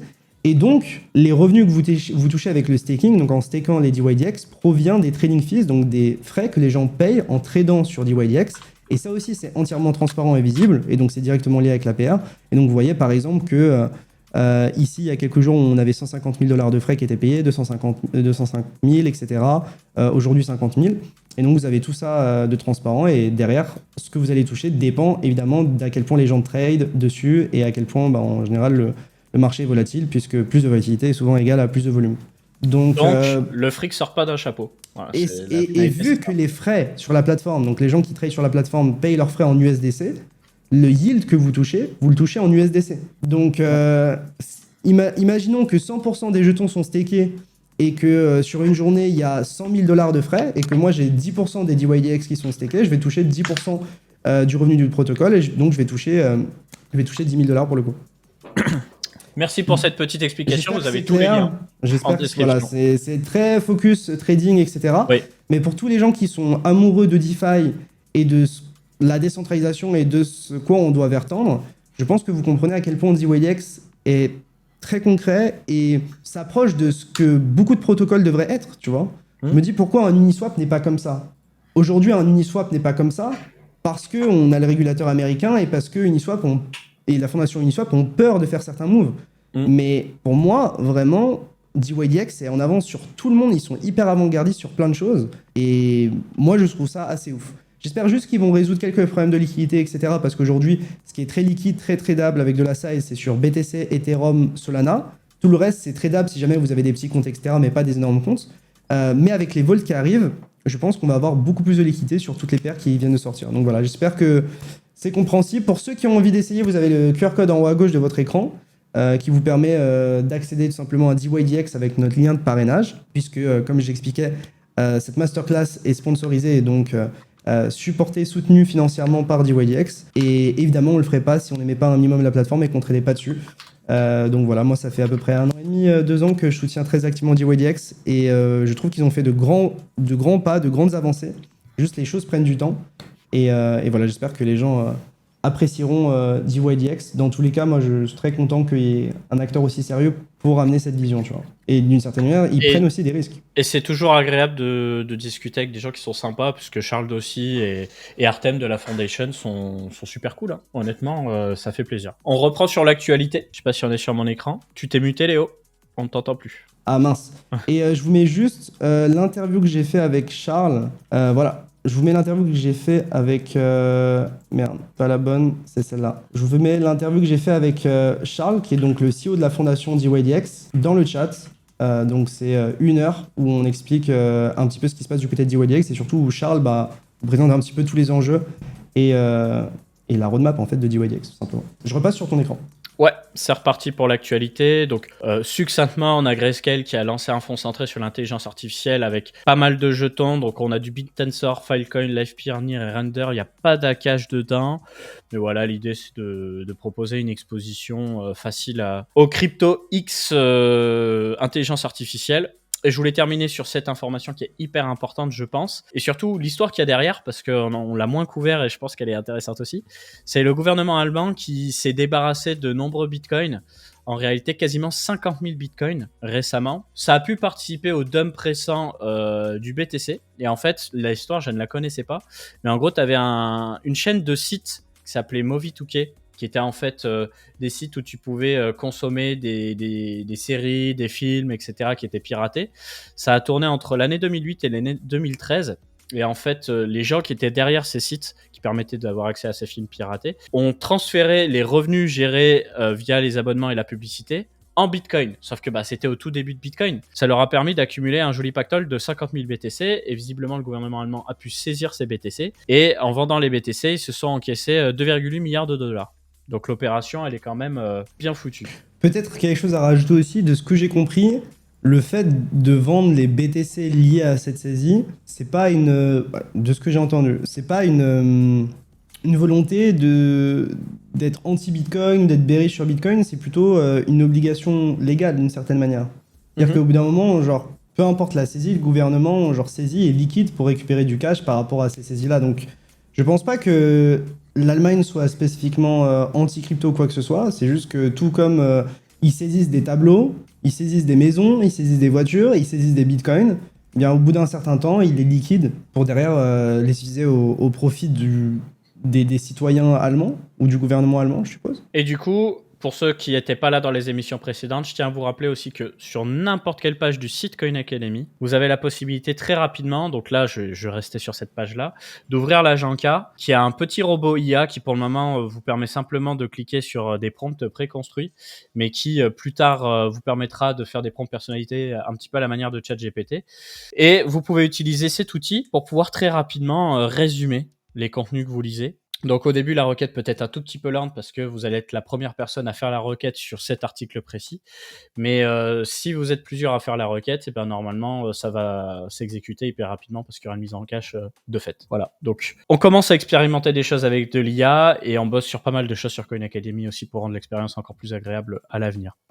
Au niveau des fondamentaux, on va faire rapide parce que sinon l'émission va durer des heures. Alors effectivement, oui, on a NIR Protocol qui nous a fait une petite vidéo de teasing sympa pour teaser sa chain abstraction. Moi, ce que j'ai beaucoup aimé, c'est le début, où il nous dit imaginez, vous n'avez pas besoin de télécharger. Et il nous montre des logos Phantom et autres. Et en gros, On t'entend moins bien, je crois. C'est bizarre. Ok.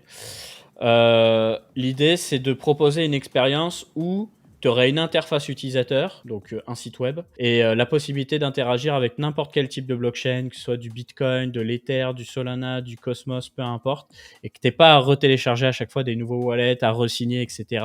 Qu'en fait, tout se passe avec une seule et même application qui serait une application NIR. Donc, c'est ça la vraie chain abstraction. Aujourd'hui, c'est une grosse promesse qu'on nous fait, le fait de ne plus avoir à s'inquiéter du réseau, du wallet, etc. Et son grand concurrent, tu vois, c'est Particle Network d'ailleurs, sur cette thèse-là. Souviens-toi, quand on était à l'ETHCC, le chinois me disait c'est pas mal Particle, franchement, teste le wallet et tout. Mec, j'ai essayé d'utiliser, c'est une catastrophe. C'est un cauchemar. C'est un cauchemar, j'y comprends rien, je me suis barré en fait. Voilà. Donc Alors, vivement que ça arrive avec NIR. Si jamais dans le chat, je vous ai mis le lien de mon entrevue avec le fondateur de NIR Protocol. Et du coup, pendant 1 heure, on parle IA, on parle de ce que NIR fait, de ce que NIR fait aussi d'un point de vue chain abstraction. Vous avez tous les timestamps, vous avez absolument tout. Et je pense qu'il est de mieux placé que le fondateur pour vous expliquer un petit peu ce qu'ils ont en tête. On a pris le temps de tout vous sous-titrer, donc voilà, profitez-en. Et bon, voilà, c'est encore une pub d'une certaine manière, mais franchement, toutes les interviews qu'on a publiées, que ce soit sur ma chaîne ou celle de Coin Academy, elles sont très complètes. Et surtout, j'ai l'impression que elles sont sous-exploitées parce qu'il y a plein de gens qui s'intéressent à ces projets-là, mais qui ne prennent pas le temps de regarder ce que les fondateurs pensent, quelle est leur vision, comment ils s'expriment. Donc là, pour le coup, vous avez l'occasion de le faire. Et donc voilà, profitez-en. Si jamais l'IA vous intéresse, que NIR vous intéresse, vous avez des trucs vraiment intéressants, je pense, sur ma chaîne. Je l'espère. Et je vous ai mis le lien de toutes mes interviews ici dans le chat. Si jamais ça vous intéresse, vous avez absolument tout ce que j'ai publié, à peu près 76 interviews.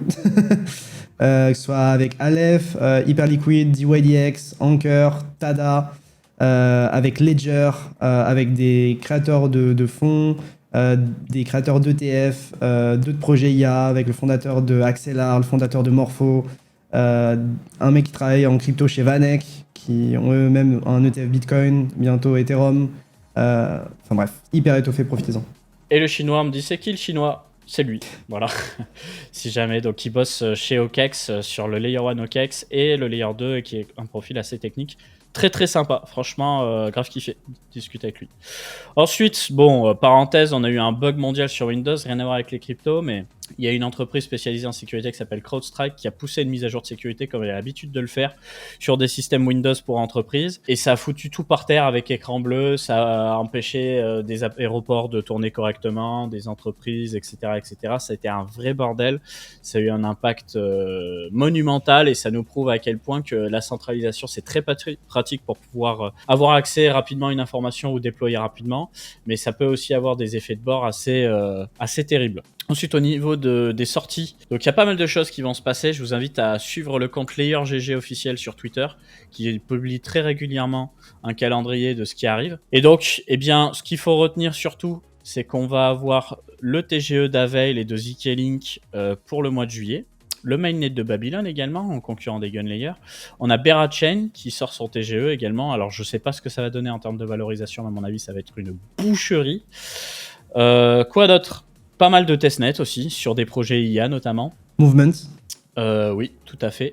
Et après, voilà, en septembre... Milky Way, non. Septembre. Milky Way, putain, ils ont... Ouais. on l'a attendu ce TGE, les gars. Hein. La narrative Celestia, on y était. Ensuite, qu'est-ce que je me suis noté? Petite parenthèse aussi. Le patron de JP Morgan qui retourne sa veste vis-à-vis des crypto-monnaies, selon Donald Trump. Tiens. On a la Commission européenne qui aurait tenté de censurer des informations sur X en proposant un deal secret à Elon Musk, deal qui a été refusé, en sachant que ce deal a été accepté ailleurs, ce qui peut expliquer pourquoi on n'a pas du tout les mêmes fils d'actualité entre TikTok X et Facebook, Instagram, etc. Le lien avec le calendrier dans le chat, oui, je te retrouve ça tout de suite. Voici. Ensuite, qu'est-ce que je me suis noté d'autre? On a une petite poussée à plus de 1000 transactions par seconde sur Solana. D'ailleurs, Firedancer bientôt qui nous aidera à avoir du 50 000 transactions par seconde, je l'espère. Nouvelle vidéo sur ma chaîne où je vous présente le jeu Shrapnel. Donc Shrapnel qui est un jeu Web3 de tir de style extraction shooter. Nous, on bosse avec eux depuis le début d'année sur Coin Academy. Donc je vous explique en fait toute la logique des skins, la logique économique, la vision économique et communautaire. Je vous présente le gameplay, je vous donne des astuces dans le gameplay. On a essayé de faire un format sympa avec petit sous-titrage IA avec le monteur, histoire que ce soit cool à regarder. Donc tout ce que vous devez savoir sur Shrapnel, vous l'avez dans cette vidéo. Très prochainement, on fera une interview. Je crois que ton micro est moins bon quand tu montes des vidéos. Je sais pas si c'est un rapport, mais... C'est très possible. Et ça me terrifie. Ouais, c'est quand il y a du son en fait sur ton navigateur que ça... Mais là, j'en ai pas. Mais là du coup, là c'est bon. Ok. C'est back. Ça me terrifie, putain, cette informatique de merde. Excusez-moi.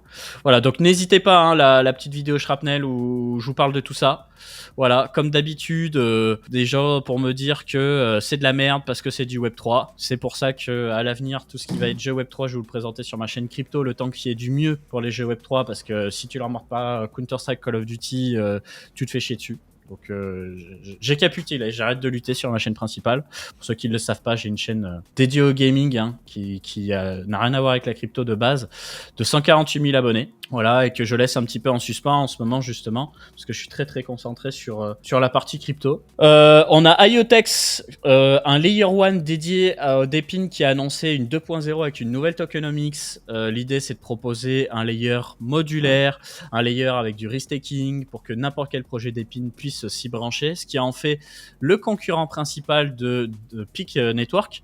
Peak Network qui devait sortir en juin, puis en juillet, peut-être en août, hein, si Dieu le veut. En tout cas, la valorisation, je suis très curieux de ce que ça va donner. Donc nous sommes investisseurs.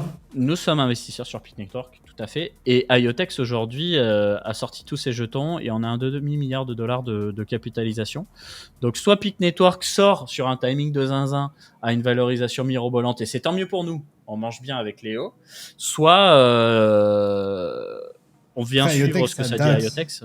IoTex, ça date. Hein. Là, il faut un comeback. Hein. Le comeback est réel. Là. Ouais, il tente un comeback, ouais. En tout cas, je vais vous dire très honnêtement, j'ai pas d'avis. Et je vous dis pas ça parce que je suis investisseur sur Peak et sur IoTex. J'ai essayé de lire, j'ai essayé de comprendre. D'une, c'est très technique. Et de deux, ça me parle pas du tout. C'est-à-dire que quand tu vas sur leur site, t'as des bouts d'interviews et tout. Je comprends pas trop ce qu'ils ont cherché à faire. Ça m'a un peu perdu, honnêtement. Voilà, c'est l'impression que j'en ai eu à chaud. Voilà. Ensuite, on a Craig Wright, autoproclamé Satoshi Nakamoto, qui avoue enfin ne pas l'être. Voilà. Ça fait quoi? Ça fait 8 ans. Ça fait, ouais, peut-être même plus de 8 ans qu'il essaie de nous faire croire que c'est Satoshi Nakamoto. Il est en procès avec plein de gens. Il est en procès avec des gens qui l'ont attaqué en disant non, tu n'es pas Satoshi, etc. Eh bien, c'est terminé. Craig Wright a perdu. Le plus gros mythomane de l'écosystème crypto a perdu. Ensuite, on a des nouvelles du jeu Project Citadel, donc le jeu Web3 d'Ultra. La bêta fermée a commencé. Je devrais y avoir accès très prochainement et je vais pouvoir vous en faire des streams dédiés sur ma chaîne.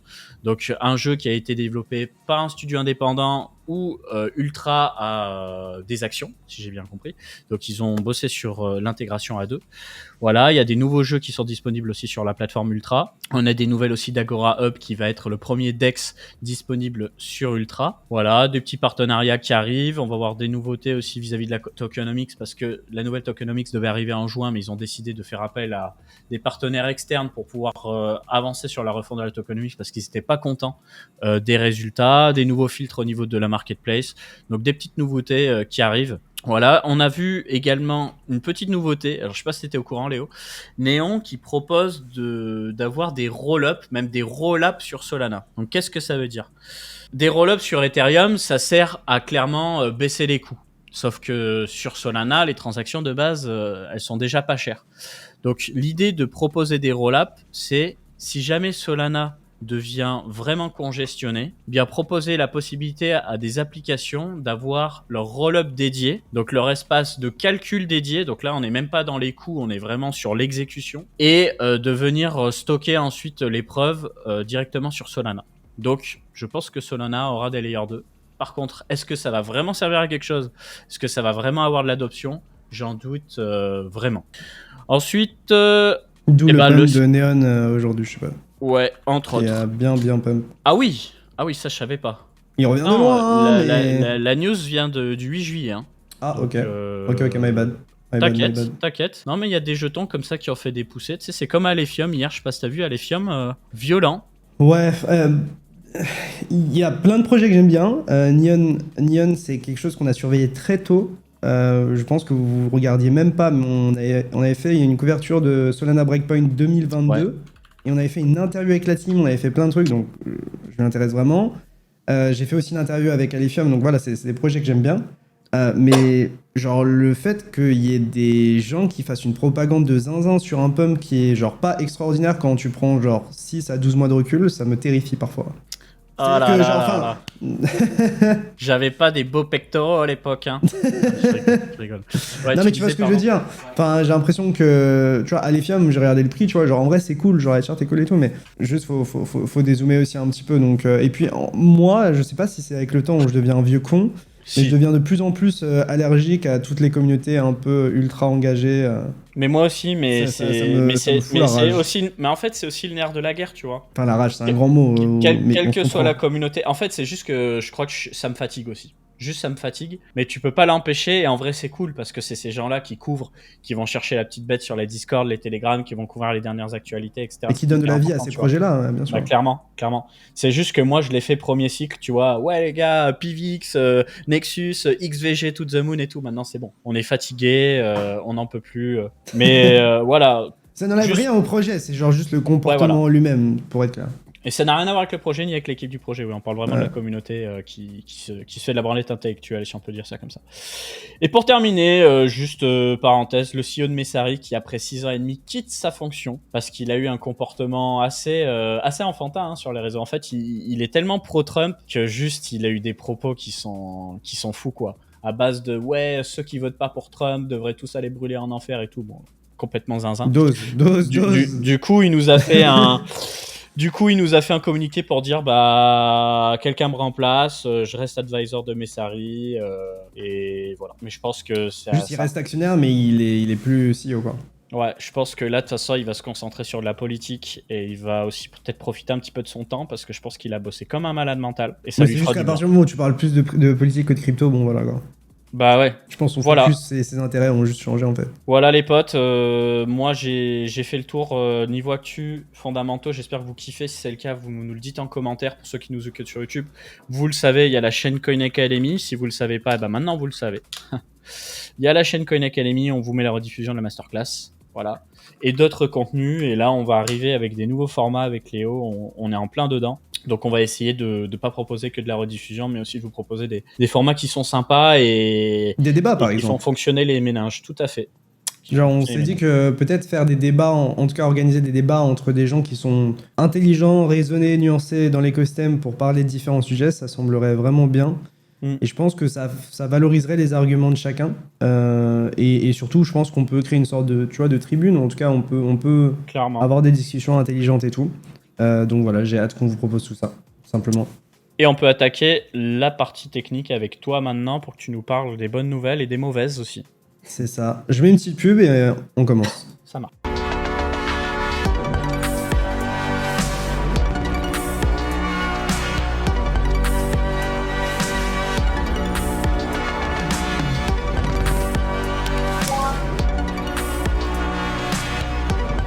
Voilà, on est de retour pour l'analyse technique, donc on va faire un gros point sur le marché, on va parler de BTC, on va parler d'Ethereum et je vais aussi parler un petit peu de vos altcoins, donc voilà, j'espère que vous en aurez pour votre argent et qu'on couvrira ensemble les trucs qui vous intéressent et qui m'intéressent aussi. Du coup, qu'est-ce qui s'est passé ces dernières semaines, parce que voilà, sur Twitch, notamment sur la masterclass, on n'a pas été très présent dernièrement. Eh bien écoutez, sur BTC, il se passe des choses intéressantes, puisque, comme je vous l'expliquais, on était dans ce long range long range dans lequel on a consolidé éternellement. Et là, il se pourrait que ce soit peut-être enfin la bonne, quoi.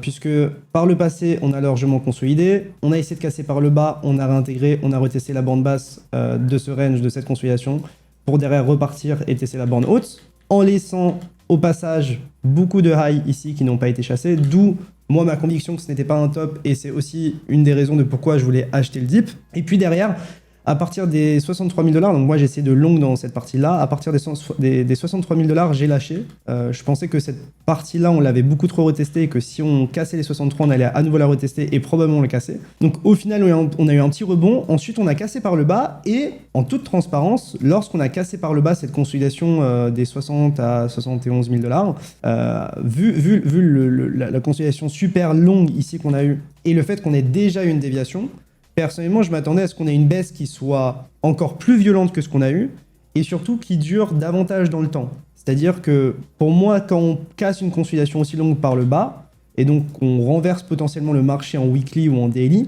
je m'attends à ce qu'on ait une baisse qui soit violente, mais surtout qui soit soutenue, c'est-à-dire que on ait une baisse qui soit un peu plus prolongée, qui soit défendue agressivement par les vendeurs. Et au final, ce qu'on a vu, en fait, c'est tout simplement que on a eu cette baisse ici, qui a été aussi, entre guillemets, un petit peu poussé par du FUD avec les remboursements MTGOX, avec du FUD, avec le fait que tout simplement le gouvernement allemand était en train de liquider beaucoup de Bitcoin.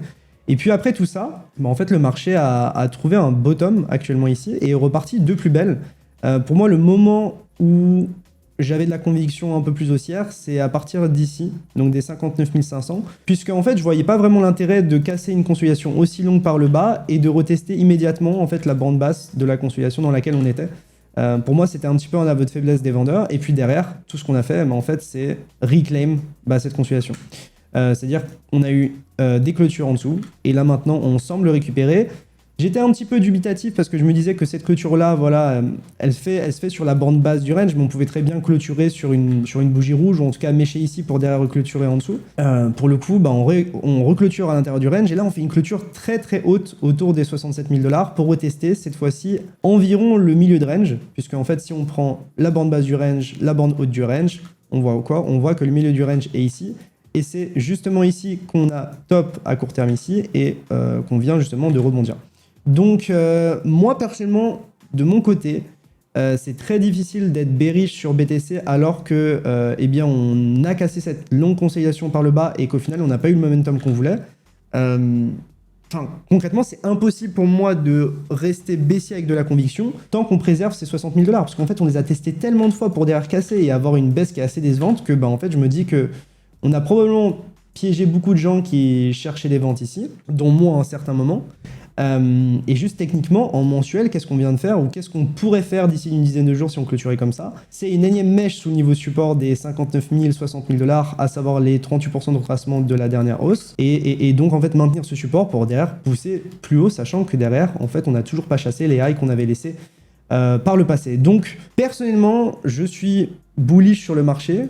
Je tends à croire que le bottom est in. Il y a encore un monde où on continue cette dynamique de sommet de plus en plus bas et de creux de plus en plus bas, parce que pour le moment, on n'a toujours pas fait de sommet plus haut que le précédent, et on continue à faire des clôtures de plus en plus basses, techniquement. Mais je me dis que vraiment, faire cette déviation, puis derrière rechasser à nouveau, pour derrière potentiellement refaire ça, ça me semble très improbable actuellement.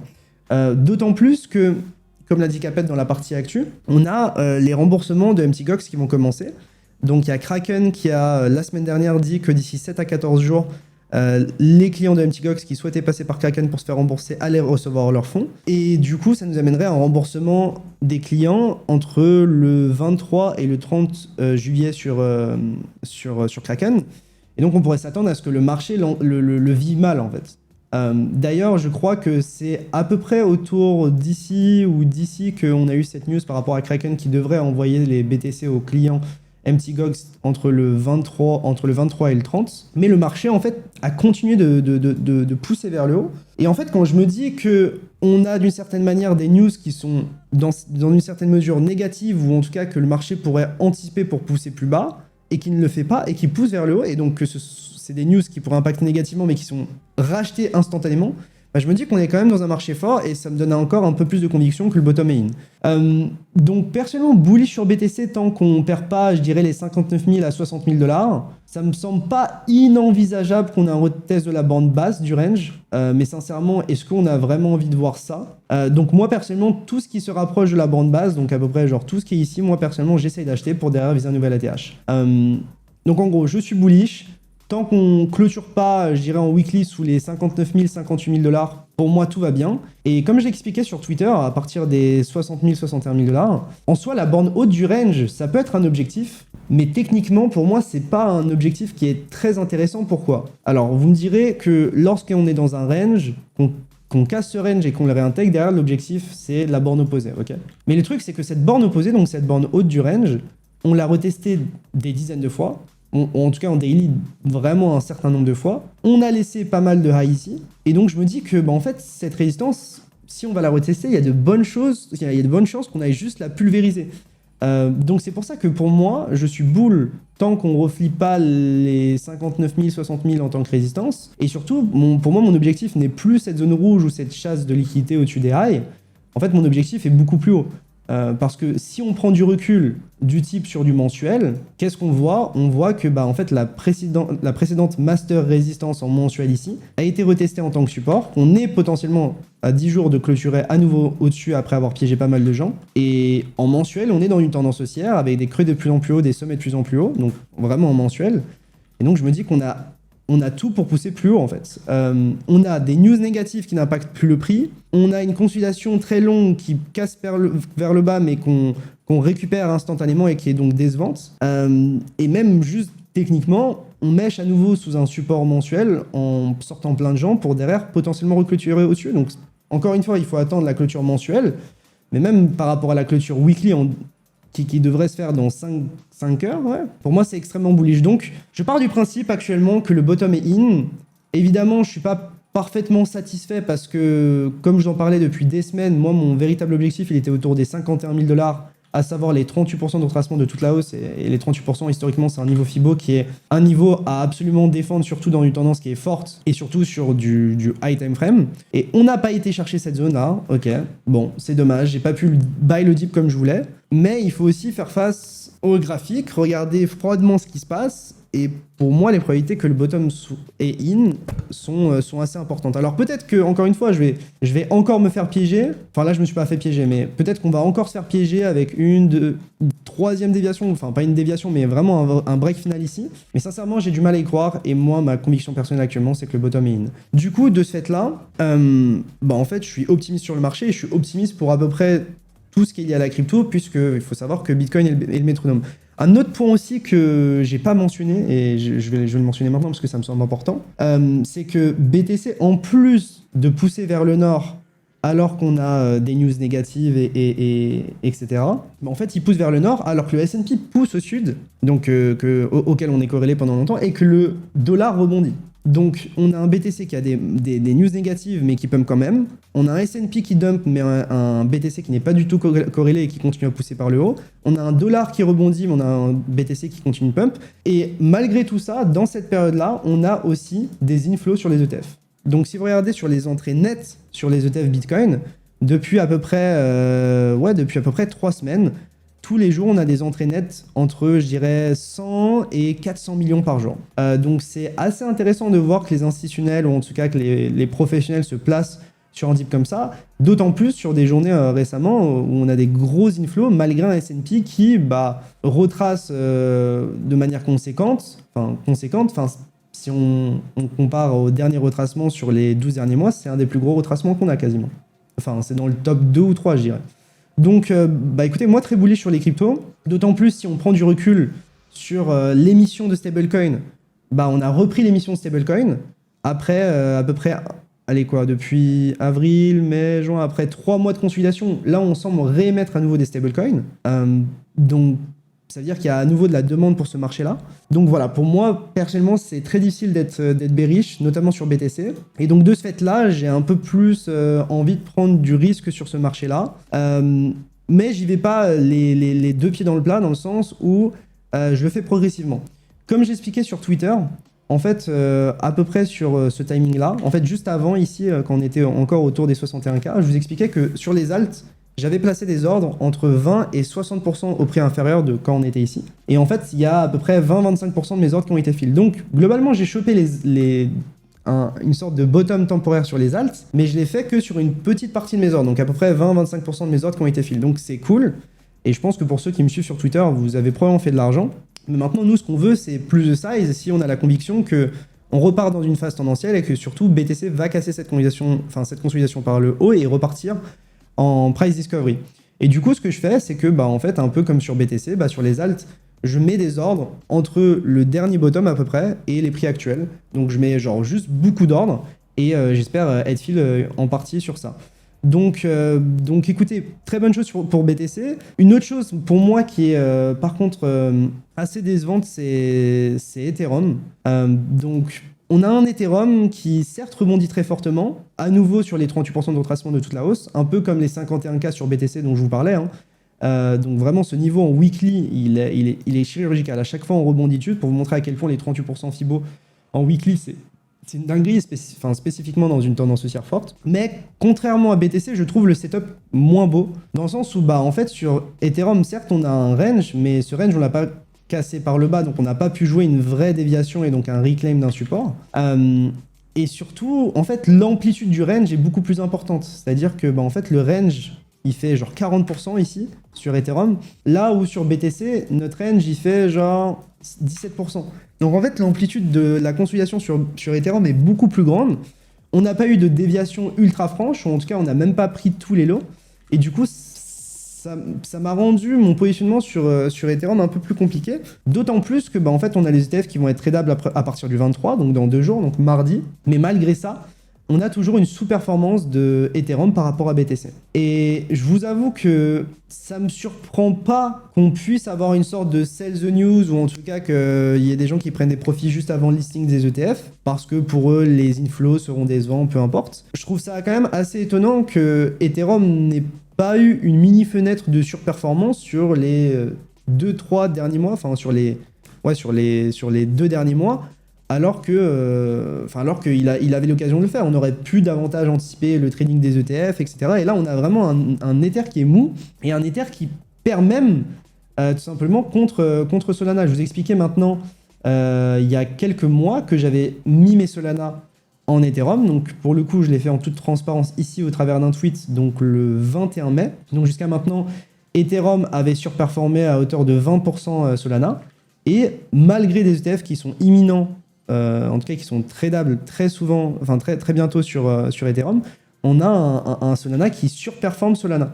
Donc j'ai l'impression qu'on a à peu près tout qui surperforme Ethereum en ce moment, malgré ces ETF-là. Et ce qui m'amène à plusieurs réflexions. Je pense que fondamentalement, les ETF sur Ethereum sont une bonne chose et que ça va impacter fortement le prix à la hausse. Et le problème, c'est qu'on est tous impatients. Un peu comme sur BTC, on avait eu sur BTC, on a eu un sell the news avant que les ETF soient tradables. Derrière, on a eu beaucoup de... Excuse-moi, je me permets d'enlever le QR code pour qu'il voit bien les tickers. En fait, un peu comme sur BTC, on avait eu un sell the news, puis justement beaucoup d'inflows, d'où la poussée, et donc les gens qui sont mis dans cette narrative, les ETF vont tout changer. Et j'ai l'impression que sur Ethereum, c'est pas du tout le cas. Moi, je pense que les inflows sur Ether vont être intéressants, mais qu'on peut avoir plusieurs semaines, plusieurs mois de frustration entre en fait, le trust Grayscale qui va se transformer en ETF, puisqu'en fait, Grayscale ont à peu près 10 milliards en trust Ethereum, et ce trust va être transformé en ETF. Et ils avaient à peu près la même chose sur BTC, et ils ont fait que décaisser, que sortir de l'argent des ETF Bitcoin lorsque leur trust a été transformé en ETF. Donc on pourrait s'attendre à ce qu'il y ait pas mal d'argent en fait qui sortent des ETF Ethereum, notamment du côté de Grayscale, et donc que ça puisse surpasser l'argent qui rentre simplement sur les ETF Ethereum. Mais je pense que long terme, c'est une news qui va être assez incroyable, parce qu'on a un supply sur les exchanges pour Ethereum qui faiblit, ou en tout cas qui est relativement faible. Je regardais, on a de plus en plus d'Ethereum qui sont bloqués dans des smart contracts, dans des bridges, etc. Donc ça rend les Ethers moins liquides. Et je me dis qu'à partir du moment où on aura une petite étincelle, ça peut partir. Mais est-ce qu'on aura une surperformance ou des inflows qui sont très très intéressants à court terme? Je sais pas. Et du fait de ça, en fait, je suis toujours bullish Ether, mais ça m'embête un petit peu de voir Ether autant sous-performer. Et donc, c'est pour ça, notamment, que j'ai repris de l'exposition à Solana. Donc, j'en parlais depuis pas mal de semaines. Je vous expliquais que moi, j'avais bien envie de me positionner sur Solana, notamment si on prenait les lows ici et que derrière, on récupérait ce niveau bleu. Et au final, le marché, qu'est-ce qu'il a fait? Il a juste pris ce lot, mais il n'a pas pris les autres. Ce qui a fait que quand il a reclaim, j'étais pas certain, surtout parce qu'on avait toujours une sorte d'incertitude sur BTC et qu'on n'avait pas tout chassé. Du coup, ça m'a mis un peu dans une position un peu chiante, j'en parlais sur Twitter. Mais là, pour le coup, si on est froid dans notre analyse, qu'est-ce qu'on voit sur Solana? On voit que, en fait, on reteste à nouveau cette résistance qui est majeure, qui était la résistance sur laquelle on a consolidé longuement en 2021, pour derrière la réutiliser en tant que support en 2022, pour derrière, lorsqu'elle a cassé, être le niveau qui a, entre guillemets, je dirais, actionné un petit peu l'effet bear market ou en cas de chute libre, quoi. Donc pour moi, c'est vraiment le niveau ultime, j'en ai parlé dans plein de vidéos, pour moi, c'est le niveau ultime. Et si on commence à flip ce niveau ici en tant que support, pour moi, il n'y a rien de significatif au-dessus, puisque pour moi, cette résistance n'est pas assez majeure, et elle est tellement proche d'un ATH que pour moi, si on a des clôtures et genre quelque chose d'assez bullish ici, on va juste partir en ligne droite vers un ATH. Donc, à cause de ça, j'ai commencé à reprendre de l'exposition à Solana, un peu plus tardivement, autour des $160 jusqu'à maintenant, pour faire très simple. J'ai encore plein d'autres qui sont positionnés ici, dans le cas où il y a un dip. Mais je commence à rotate, en tout cas, je commence à prendre davantage, enfin un peu plus d'exposition qu'auparavant à Solana, parce que je suis pas entièrement satisfait de la réaction qu'on a sur Ethereum. Mais pour autant, je ne vends aucun Ethereum. En fait, ce que je fais, c'est que j'ai mes Ethereum en spot, auquel je touche pas actuellement, et je re-questionnerai ça après le listing et le lancement du trading des ETF, mais du coup je ne vends pas d'Ethereum actuellement, mais j'augmente mon exposition à Solana actuellement via les dérivés. Donc à voir, mais pour moi sur Solana, si on commence à casser cette résistance en weekly, qu'on clôture en dessous et qu'on la réutilise ici en tant que support, pour moi il y a de bonnes chances qu'on gigascène sur Solana, surtout que en fait sur BTC actuellement j'ai la croyance que le bottom est in. Et donc on passe d'une période, je pense pour beaucoup de gens, on avait une sorte d'incertitude sur BTC, à une période où je pense beaucoup de gens se disent que le bottom est in, qu'il arrive à pump malgré pas mal de news négatives, et donc de ce fait-là que des gens vont vouloir prendre un peu plus d'exposition à autre chose que BTC, donc par exemple Solana. Donc voilà, donc personnellement, bullish sur BTC tant qu'on ne pète pas les 58 000, 60 000 $. Tout ce qui se rapproche d'ici, pour moi, c'est une opportunité de buy le dip pour derrière viser un nouvel ATH et bien plus haut. Comme je l'expliquais, c'est pas une fin en soi pour moi, les 72 000, 73 000 $, en tout cas la bande haute du range dans laquelle on était. Pour moi, la target, c'est un nouvel ATH et en réalité, c'est même beaucoup plus haut. Je pense que si on se met en log, ce serait pas déconnant d'aller à 85 000, 90 000, 95 000 $. En tout cas, c'est ma conviction tant qu'on maintient ce niveau-là. Donc, bull sur BTC, même très bull. Et du coup, de ce fait-là, bull sur Ether et Solana en dollars. Mais si je devais chercher un asset qui est le plus à même de surperformer jusqu'à ce que j'ai vu, c'est surtout Solana. Donc forcément un peu déçu vu le bet que j'ai pris sur Ethereum. On pourra avoir des surprises avec les ETF et c'est pour ça que pour l'instant je ne me sépare pas de mon bag. Donc ça c'était pour BTC, Ether, Solana. Donc bullish tant qu'on perd pas ce niveau-là ici. Ethereum, franchement, il y a trop d'amplitude, c'est compliqué de se positionner, sachant qu'on n'a pas chassé les lots. Tu vois, pour moi, il y a toujours un monde où on fait ça, mais en même temps, avec un BTC qui est bullish et sur lequel je pense qu'on a eu notre bottom, c'est compliqué d'envisager ce scénario-là. En même temps, genre acheter ici, un peu au milieu de nulle part et mettre notre SL ici pour viser. Enfin, t'as pas un bon risk-reward, donc à part quand t'étais peut-être placé ici, chose que j'ai fait sur les dérivés, etc. Donc voilà, pour Ethereum, compliqué. D'ailleurs, on a cette zone de rechargement ici qui est idéale pour défendre le dernier sommet, qui va être une zone à suivre de près, notamment autour du listing des ETF, pour voir si je vais peut-être pas dérisquer un petit peu dans cette zone à voir. Et puis si jamais on reflippe cette zone ici de résistance en tant que support, là par contre on va gigascène en mode ATH, un peu comme ma pensée sur Solana. Et du coup Solana, je pense que les dips sont à acheter tant qu'on n'a pas de retournement de situation sur BTC. Et pour moi, si on clôture comme ça ou qu'on réutilise cette zone ici en tant que support, c'est vraiment la dernière résistance clé. Si on la flippe en tant que support, je pense que c'est littéralement pour gigascend. Franchement, si on clôture comme ça en weekly, que tu vois des résistances majeures entre ici et ici, t'as l'impression que c'est tellement petit d'ailleurs. Alors que de ici, t'as quoi? T'as un plus 50% probablement? Quelque chose comme ça? Bah, techniquement, Donc, le plus haut c'est le soleil, mais après on n'est jamais à l'abri d'une petite surprise côté BTC, marché en général. Ouais. Mais voilà, donc ça c'est pour ma pensée sur BTC, Ether, Solana. Sinon sur quoi j'ai essayé de chercher à buy le dip, comme je vous expliquais, BNB, Tao, Hondo, Ton, Fett. Dernièrement, j'ai aussi bid un petit peu sur ZK, mais genre très bas, entre genre les 7 centimes et les 15 centimes, un truc comme ça. J'ai une partie de mes ordres qui ont été fill autour des 11-12 centimes, donc c'est plutôt cool. Jupiter, AAV, mais sans grosse conviction, je me dis juste que c'est un projet qui a un bon fondat, qui est un graphe qui est hyper horizontal, donc je me dis pourquoi pas, mais c'est pas un truc sur lequel j'irais mettre de la size. Je me dis juste que s'il part, voilà, j'aimerais bien avoir des ordres, donc je mets des mini-ordres. Donc Stark aussi, j'ai mis des ordres à peu près entre 15 centimes et 50 centimes. Si jamais on a des dips, etc. C'est comme Stark, ZK, c'est un peu des projets qui sont mal aimés. Et je me dis que tôt ou tard, si ces trucs-là rebondissent, ils risquent de rebondir fortement. Et je pense que sur mes prix où je bide, je pense pas que ce soit un mauvais achat. Globalement, on parle d'un moins 50%. Un moins 50% sur Stark, ça nous amènerait à 2,5, 2,8 milliards de FDV avec 300 millions de market cap. Ça me paraît faible vu les promesses et vu ce qu'ils font du côté de Bitcoin, on sait jamais. AKT, j'ai pas encore... Enfin, je cherche à build, mais je l'ai pas encore vraiment fait. Et moi, dans les trucs qui me tiennent vraiment à cœur en ce moment, il y en a plusieurs. Mais ceux qui me viennent le plus en tête, c'est WIF, RLB, Tao et Jup. WIF, pourquoi? Parce que tout simplement... Alors, je sais pas si j'ai... J'espère que j'ai...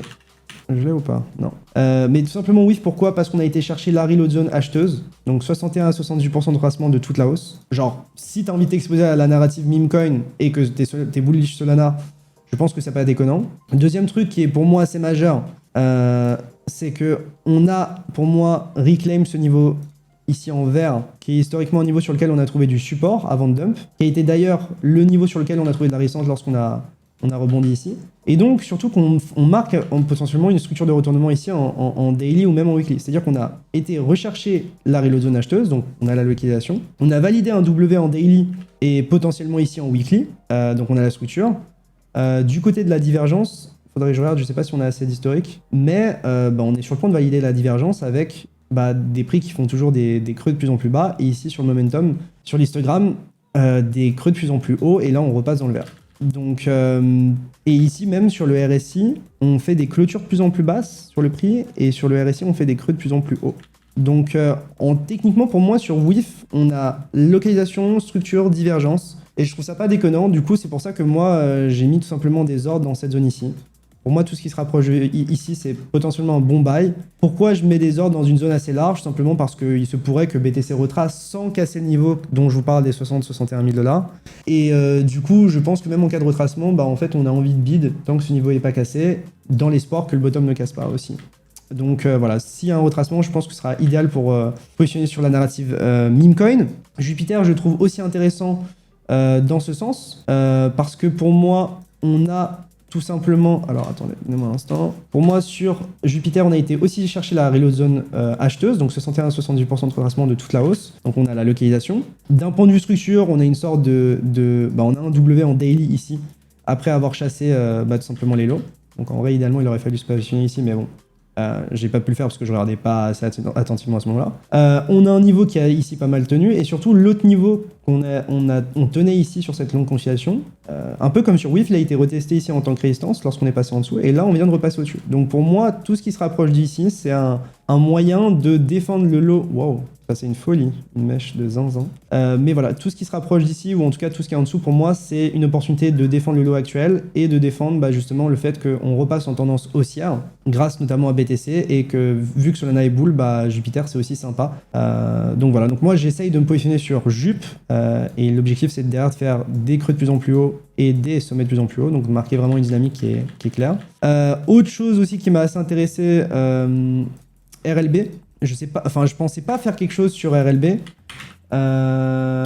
Mais je trouve que RLB graphiquement est assez intéressant. Je sais pas à quel point la narrative gambling, etc. tiendra, ou voilà. Hein. Mais du côté du RLB, on a ce niveau qui est assez intéressant. Tu vois, ce niveau bleu. Donc on a été chercher 61 à 78% de retracement. On a validé un W daily ici. Et là, on essaye de récupérer ce niveau bleu en tant que support. Donc à voir, mais moi personnellement, je bid ici en ayant la croyance que le bottom est in. Donc c'est pour l'instant de la low size, mais je pense sincèrement que ça peut être un truc assez intéressant vu la localisation, la structure, etc. Mais si je devais choisir, je préférerais un WIF ou un JUP. Ok. Autre alt que je regarde, on a aussi Tao. Tao, j'en parlais sur Twitter. On a tout simplement la localisation, donc la reload zone acheteuse, donc 61-78% de retracement de toute la hausse. Je crois qu'on a retracé de 65 à 70% à partir de ce top-là. Donc vraiment, on a saigné et je pense qu'on a fait sortir pas mal de Moonboy ou des gens qui ont acheté au listing Binance. Moi, j'avais acheté un petit peu après. Actuellement, je perds de l'argent, même si j'ai eu un très bon achat, dont je vous parlerai juste après. Mais voilà, on a de la divergence dans le sens où le prix fait des creux de plus en plus bas en daily ou en 3 jours. Et ici, sur l'histo, on a des creux qui font des... Enfin, on a l'histo qui fait des creux de plus en plus haut et on est repassé en position. Donc, on a la divergence qui a été validée. La localisation, et maintenant, idéalement, ce qu'on aimerait, c'est la structure. Et donc, c'est pour ça que moi, en fait, idéalement, j'aimerais quelque chose comme ça, où en fait, on défend ce low ici pour faire un higher low et derrière, faire un higher high. Donc, on fait un sommet qui est plus haut que le dernier et donc faire un W, en fait, tout simplement. Donc ça, si j'ai un truc comme ça, je pense que je mettrais tout simplement la maison.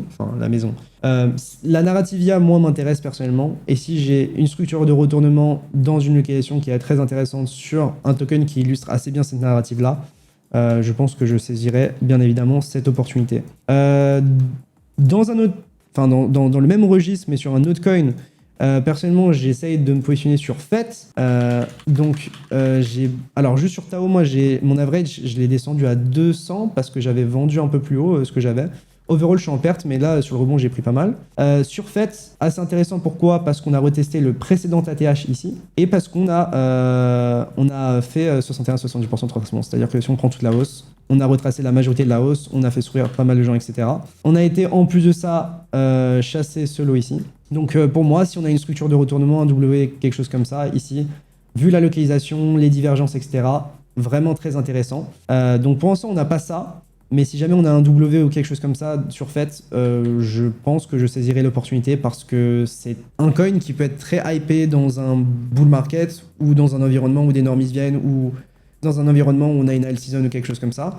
Donc je n'essaye pas de timer l'alt season, je me dis juste que là en fait on a atteint des niveaux de retracement qui sont tellement intéressants sur les alts et qu'on a un BTC qui est bull qui fait que en fait j'ai envie de me positionner pour la suite du cycle. Et c'est un peu ce que je vous expliquais en vous montrant le total market cap en excluant le top 10, donc c'est le others, donc ça exclut les 10 plus grosses capitalisations. Et en fait, on voit qu'on a été chercher la reload zone acheteuse, donc 61-70% de retracement de toute la hausse. Je vous parle tout le temps de cette reload zone, pourquoi 61-70% de retracement? Parce que c'est la zone idéale pour défendre un lot ici. Bon, ça peut être aussi une zone de rechargement vendeuse, donc pour défendre un top. Mais si on est dans une tendance haussière long terme et donc on fait des creux de plus en plus haut et des sommets de plus en plus haut, on bête sur le fait qu'on fera toujours des sommets de plus en plus haut. Et donc, on veut se positionner le plus proche des derniers lots pour avoir le meilleur ratio risque-récompense. Donc, risquer le moins pour gagner le plus en gros. Et donc ici, c'était pas mal pour justement défendre ces lots.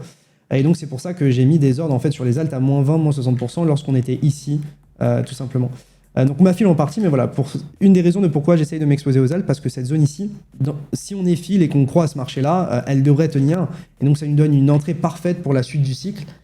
Et ça nous évite en fait tout simplement d'être amené à FOMO dans le marché dans des périodes où on pourrait justement avoir un emballement du marché. Voilà, d'un point de vue alt, il y a RNDR qui était dans ma liste, mais j'aimerais juste savoir un truc. Moi, RNDR, je me suis moins placé dessus.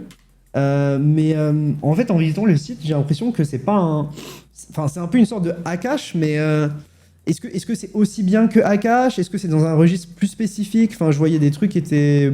Enfin, j'avais lu des trucs qui étaient un peu plus de l'ordre de l'artistique. Enfin, est-ce que, Capet, tu pourrais peut-être avoir ton avis sur ça? On t'entend pas. Excuse-moi, j'ai été focus chat. La question, c'est quoi? Résume-moi. Là, c'est toi qui es mute. Ouais, la question c'est est-ce que RNDR est toujours pertinent? Est-ce que c'est aussi pertinent qu'un Akash? Quelles sont les différences? Alors, la différence, c'est qu'Akash est full décentralisé. Dans l'idée, c'est open source, décentralisé du mieux qu'ils peuvent, alors que Render, c'est un produit d'Epine qui est géré par une entreprise avec un onboarding qui nécessite un certain KYC, etc. Mais comme c'est une entreprise qui a prouvé que c'est un des premiers first movers d'Epine, il y a une énorme crédibilité. Donc si tu veux, t'es mute toujours. Ok. Donc si tu veux, pour l'investisseur moyen, c'est suffisant. Voilà, c'est ça la question, c'est largement suffisant. Ok. Du coup, RNDR, pourquoi pas, mais actuellement, moi, je me concentre sur la Narrativia, je me concentre sur Tao, FET, qui va devenir IC d'une certaine manière. Et après, je suis un peu en retrait sur le reste. Je regarde NIR, pas mal Nier aussi. J'ai pas trop mis ça dans les trucs que je voulais bid, mais en vrai, ça pourrait clairement en faire partie. Ouais, Nier, c'est lourd. Nier, c'est vraiment propre, parce que c'est un Layer 1 dédié à l'IA, en soi. Avec un founder qui a un background de zinzin. Enfin, je vais pas vous faire la propagande, il y a mon interview pour ça. Mais voilà, et après, dans les autres trucs que je regarde, il y a aussi Ton. Ton, en fait, il y a tellement d'enthousiasme dessus, je me dis, est-ce qu'on n'aurait pas un big retracement pour faire un peu mal aux gens? Parce qu'en fait, tout le monde s'est dit, c'est l'avenir, genre, on va avoir toutes les dApps, c'est là où on va avoir l'adoption, on a eu les hamster combat, les tap to earn, etc. Je me demande si ça va pas retracer un petit peu. Mais je pense que dans tous les cas, Ton va rester. Et donc, c'est pour ça que dans un environnement où je suis bullish sur BTC, tout ce que je vais essayer, c'est de buy le dip. On verra, mais c'est déjà très capitalisé. Donc, c'est pour ça qu'on essaie de buy le dip. Ondo, on n'a pas atteint les niveaux de retracement qui m'intéressaient. BNB, j'ai été fill ici, en gros, mais pas assez. Et du coup, pour moi, le bottom est in sur BNB. D'ailleurs, tu as vu, tu l'as pas mis, mais Binance ont désormais l'autorisation de mettre des fonds dans les bons du trésor américain. Il y a eu la news cette semaine. Okay. Bref, du coup, moi, je pense que le bottom est in sur BNB. Moi, je me suis placé dessus. Mon entrée est là ou là, mais en low size. Et du coup, maintenant, ce que j'ai fait, c'est que j'ai mis des ordres de là à là, en espérant me faire fill dans un contexte où si jamais on a un retracement sur BTC, bah, ça me permettrait d'avoir ma full size, mais toujours avec une entrée convenable. Et voilà, après, AKT aussi très intéressant, mais je pense que ça peut encore un petit peu plus dégonfler, on verra. Je sais pas. Mais voilà, et du coup, pour faire un résumé de mes positions, je suis majoritairement en ETH spot. J'ai pas mal d'ordres qui ont été fill sur les alts, sur le dip qu'il y a eu il y a à peu près 2 semaines. Maintenant, j'essaye de reprendre de l'exposition avec des ordres entre les prix actuels et les bottoms qu'on a fait récemment. Je reprends de l'exposition sur Solana, comme je l'ai expliqué, avec pas mal d'ordres et une prise de position immédiate autour des 160-170 dollars. Et pas mal d'investissements early stage. Et voilà. J'ai pas énormément d'holdings en fait en pure spot. En pure spot, je suis surtout sur de l'Ether. Et j'ai pas mal le reste sur du dérivé pour pouvoir prendre plus de size. Mais le fait de m'être mis dans des large caps pendant ce dip, ça m'a, je pense, pas mal sauvé la mise dans une perspective où on souhaite rester exposé au marché. Et du coup, la question maintenant, c'est est-ce que je rotate davantage dans Solana ou pas? À voir. Dans tous les cas, comme j'expliquais, je prends de l'exposition sur les dérivés. Là, j'ai à peu près 20% de ma position que j'ai sur Ether sur Solana. Donc, j'ai rien vendu sur Ether, mais j'ai l'équivalent de 20% de ma position d'Ethereum en plus sur Solana en dollars. Du coup, voilà. Je sais pas si c'est assez clair, les potes. J'ai essayé d'être vraiment exhaustif, mais bullish sur le marché. On a de l'impression à nouveau sur les stablecoins. On a des mauvaises news, ça pump. Je trouve ça assez intéressant. Et surtout, bah, en fait, on pump pendant que le S&P dump. Et ça, je pense que c'était pas arrivé depuis un bon moment. Donc, c'est pour ça que d'ailleurs, sur mes graphes, ce que je fais, hop, je vais vous montrer comme ça, vous serez plus intelligent ce soir. Si vous êtes sur TradingView, vous pouvez ajouter, par exemple, ici le S&P.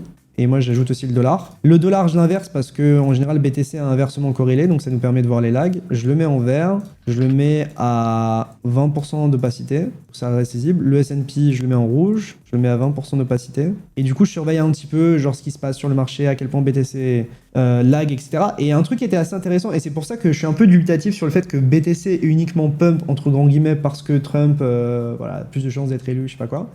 C'est parce qu'en fait, si tu regardes ici, en fait, le dollar avait dump, donc ici je l'ai inversé, donc il pump graphiquement, mais il avait dump, donc ce qui est en général positif pour BTC. Et BTC n'avait pas suivi en fait. Si tu vois, tu as un gros push du dollar là, mais BTC met beaucoup de temps après. Donc en gros, on a une sorte de lag, notamment au cours du week-end, et dès qu'on a commencé la semaine, en fait, tu as BTC qui a rattrapé ce lag. Et là, par contre, ce qui est assez intéressant, c'est de voir que le S&P qui est en rouge sur mon écran, il fait que tomber, et là, BTC continue à push en fait. Ce qui est assez impressionnant. Donc voilà, le BTC n'est pas 100% corrélé, mais souvent c'est quand même assez bien aligné, tu vois. Si tu prends du recul, tu vois, genre... Ouais, en tout cas, hors BTC, ETH Sol, les alts, c'est terrifiant. C'est terrifiant, gros. Bah, c'est juste que les projets de merde dump et qu'on a retracé, on a une période d'incertitude sur BTC, on a bien purgé et moi, sincèrement, je trouve que les 2 dernières semaines ont tellement donné des opportunités aux gens pour se placer pour la suite du cycle. Et c'est ce que je disais sur Twitter, je disais, on a une occasion pour moi qui est assez inédite de se positionner pour la suite du cycle sur les alts. Et c'est pour ça que j'ai mis plein d'ordres low size. J'ai pas été fil comme je voulais, mais voilà, j'espère que certains auront profité de ça. Qu'est-ce que vous avez fait sur les 2 dernières semaines, ça m'intéresse. Est-ce que vous avez buy le dip? Vous avez pas du tout buy le dip? Qu'est-ce que vous avez fait? On va afficher à l'écran vos réponses parce que là vous êtes timide. J'ai perdu mes sous.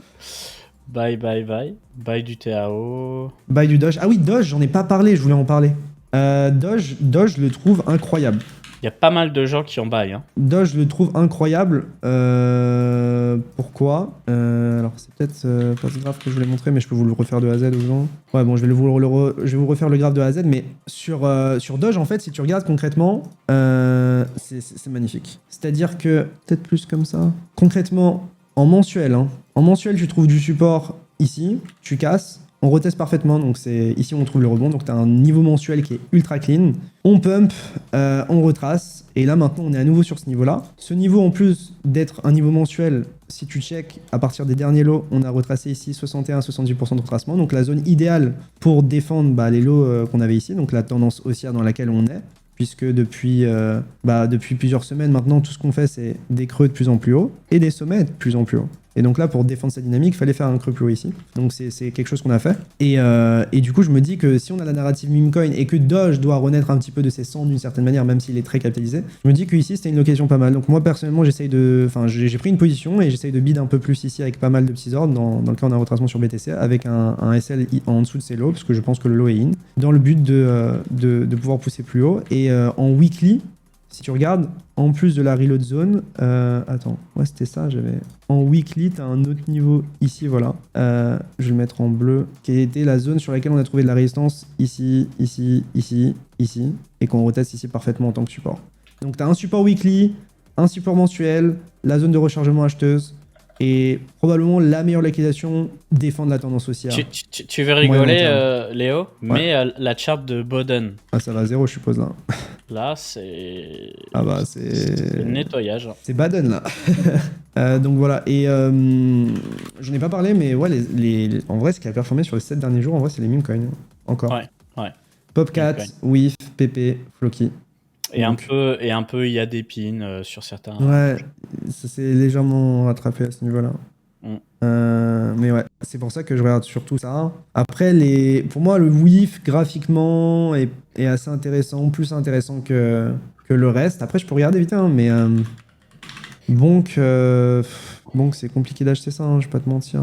Attends, Bonk, concrètement, c'est toujours boule. T'es toujours dans une dynamique haussière, des creux de plus en plus haut, des clôtures de plus en plus hautes.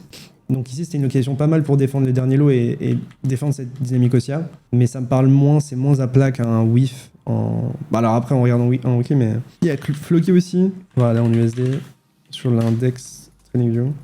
Ouais, moi je trouve ça moins attirant, moins de force. Et PP, vraiment, c'est pas mal. PP, je pense qu'il y a peut-être un coup à jouer. En gros, PP, on a parfaitement retesté ce niveau ici en tant que support. Et je me dis que si on se dit que le low est in, tout ce qui se rapproche de ça, là, ça peut être une localisation assez intéressante pour justement défendre ce creux, imaginer un higher low pour imaginer une poursuite haussière. Et derrière, je suppose que ça coïncide avec une reload zone acheteuse pas loin. Donc moi, PP, si je devais m'y exposer, serait probablement autour d'ici, quoi. Je vais mettre mes alertes derrière. Si jamais on a un retracement sur BTC ou une perte de momentum sur là, je pense que ce serait un niveau assez intéressant à défendre. Je me dis que si jamais on perd ce lot, peut-être que le run sur les meme coins sera perdu ou qu'on perdra un momentum sur la narrative. Donc voilà. Probablement ici que je chercherai à me positionner, vu que je me suis pas positionné dessus. Et d'ailleurs, je disais à un de nos associés que j'étais assez bull ici tant qu'on poussait au-dessus du niveau vert et on a fait une bougie des enfers. Il a long sur Allbit avec quasi que dalle. Je sais plus si c'était 1000 ou 2000 dollars et il a genre 40 000 ou 35 000 dollars de PNL. Donc c'est assez titanesque. Et bah écoute, on est pas mal. Belle émission. Ouais. Vous avez en description tous les liens utiles comme d'habitude pour ceux qui nous écoutent sur YouTube. Et on se retrouve très vite pour des formats débats. On va s'en occuper cette semaine de préparer un petit peu le terrain avec Léo. Une formation d'initiation à la crypto qui va être terminée sous peu aussi. Et je vous souhaite une excellente journée ou une excellente soirée. Gardez espoir. On est sur un marché où tout peut aller très vite, dans le bon comme dans le mauvais sens. Donc soyez sages et laissez un petit like si vous êtes sur YouTube. Ça fait toujours plaisir. Ciao tout le monde. A plus les potes.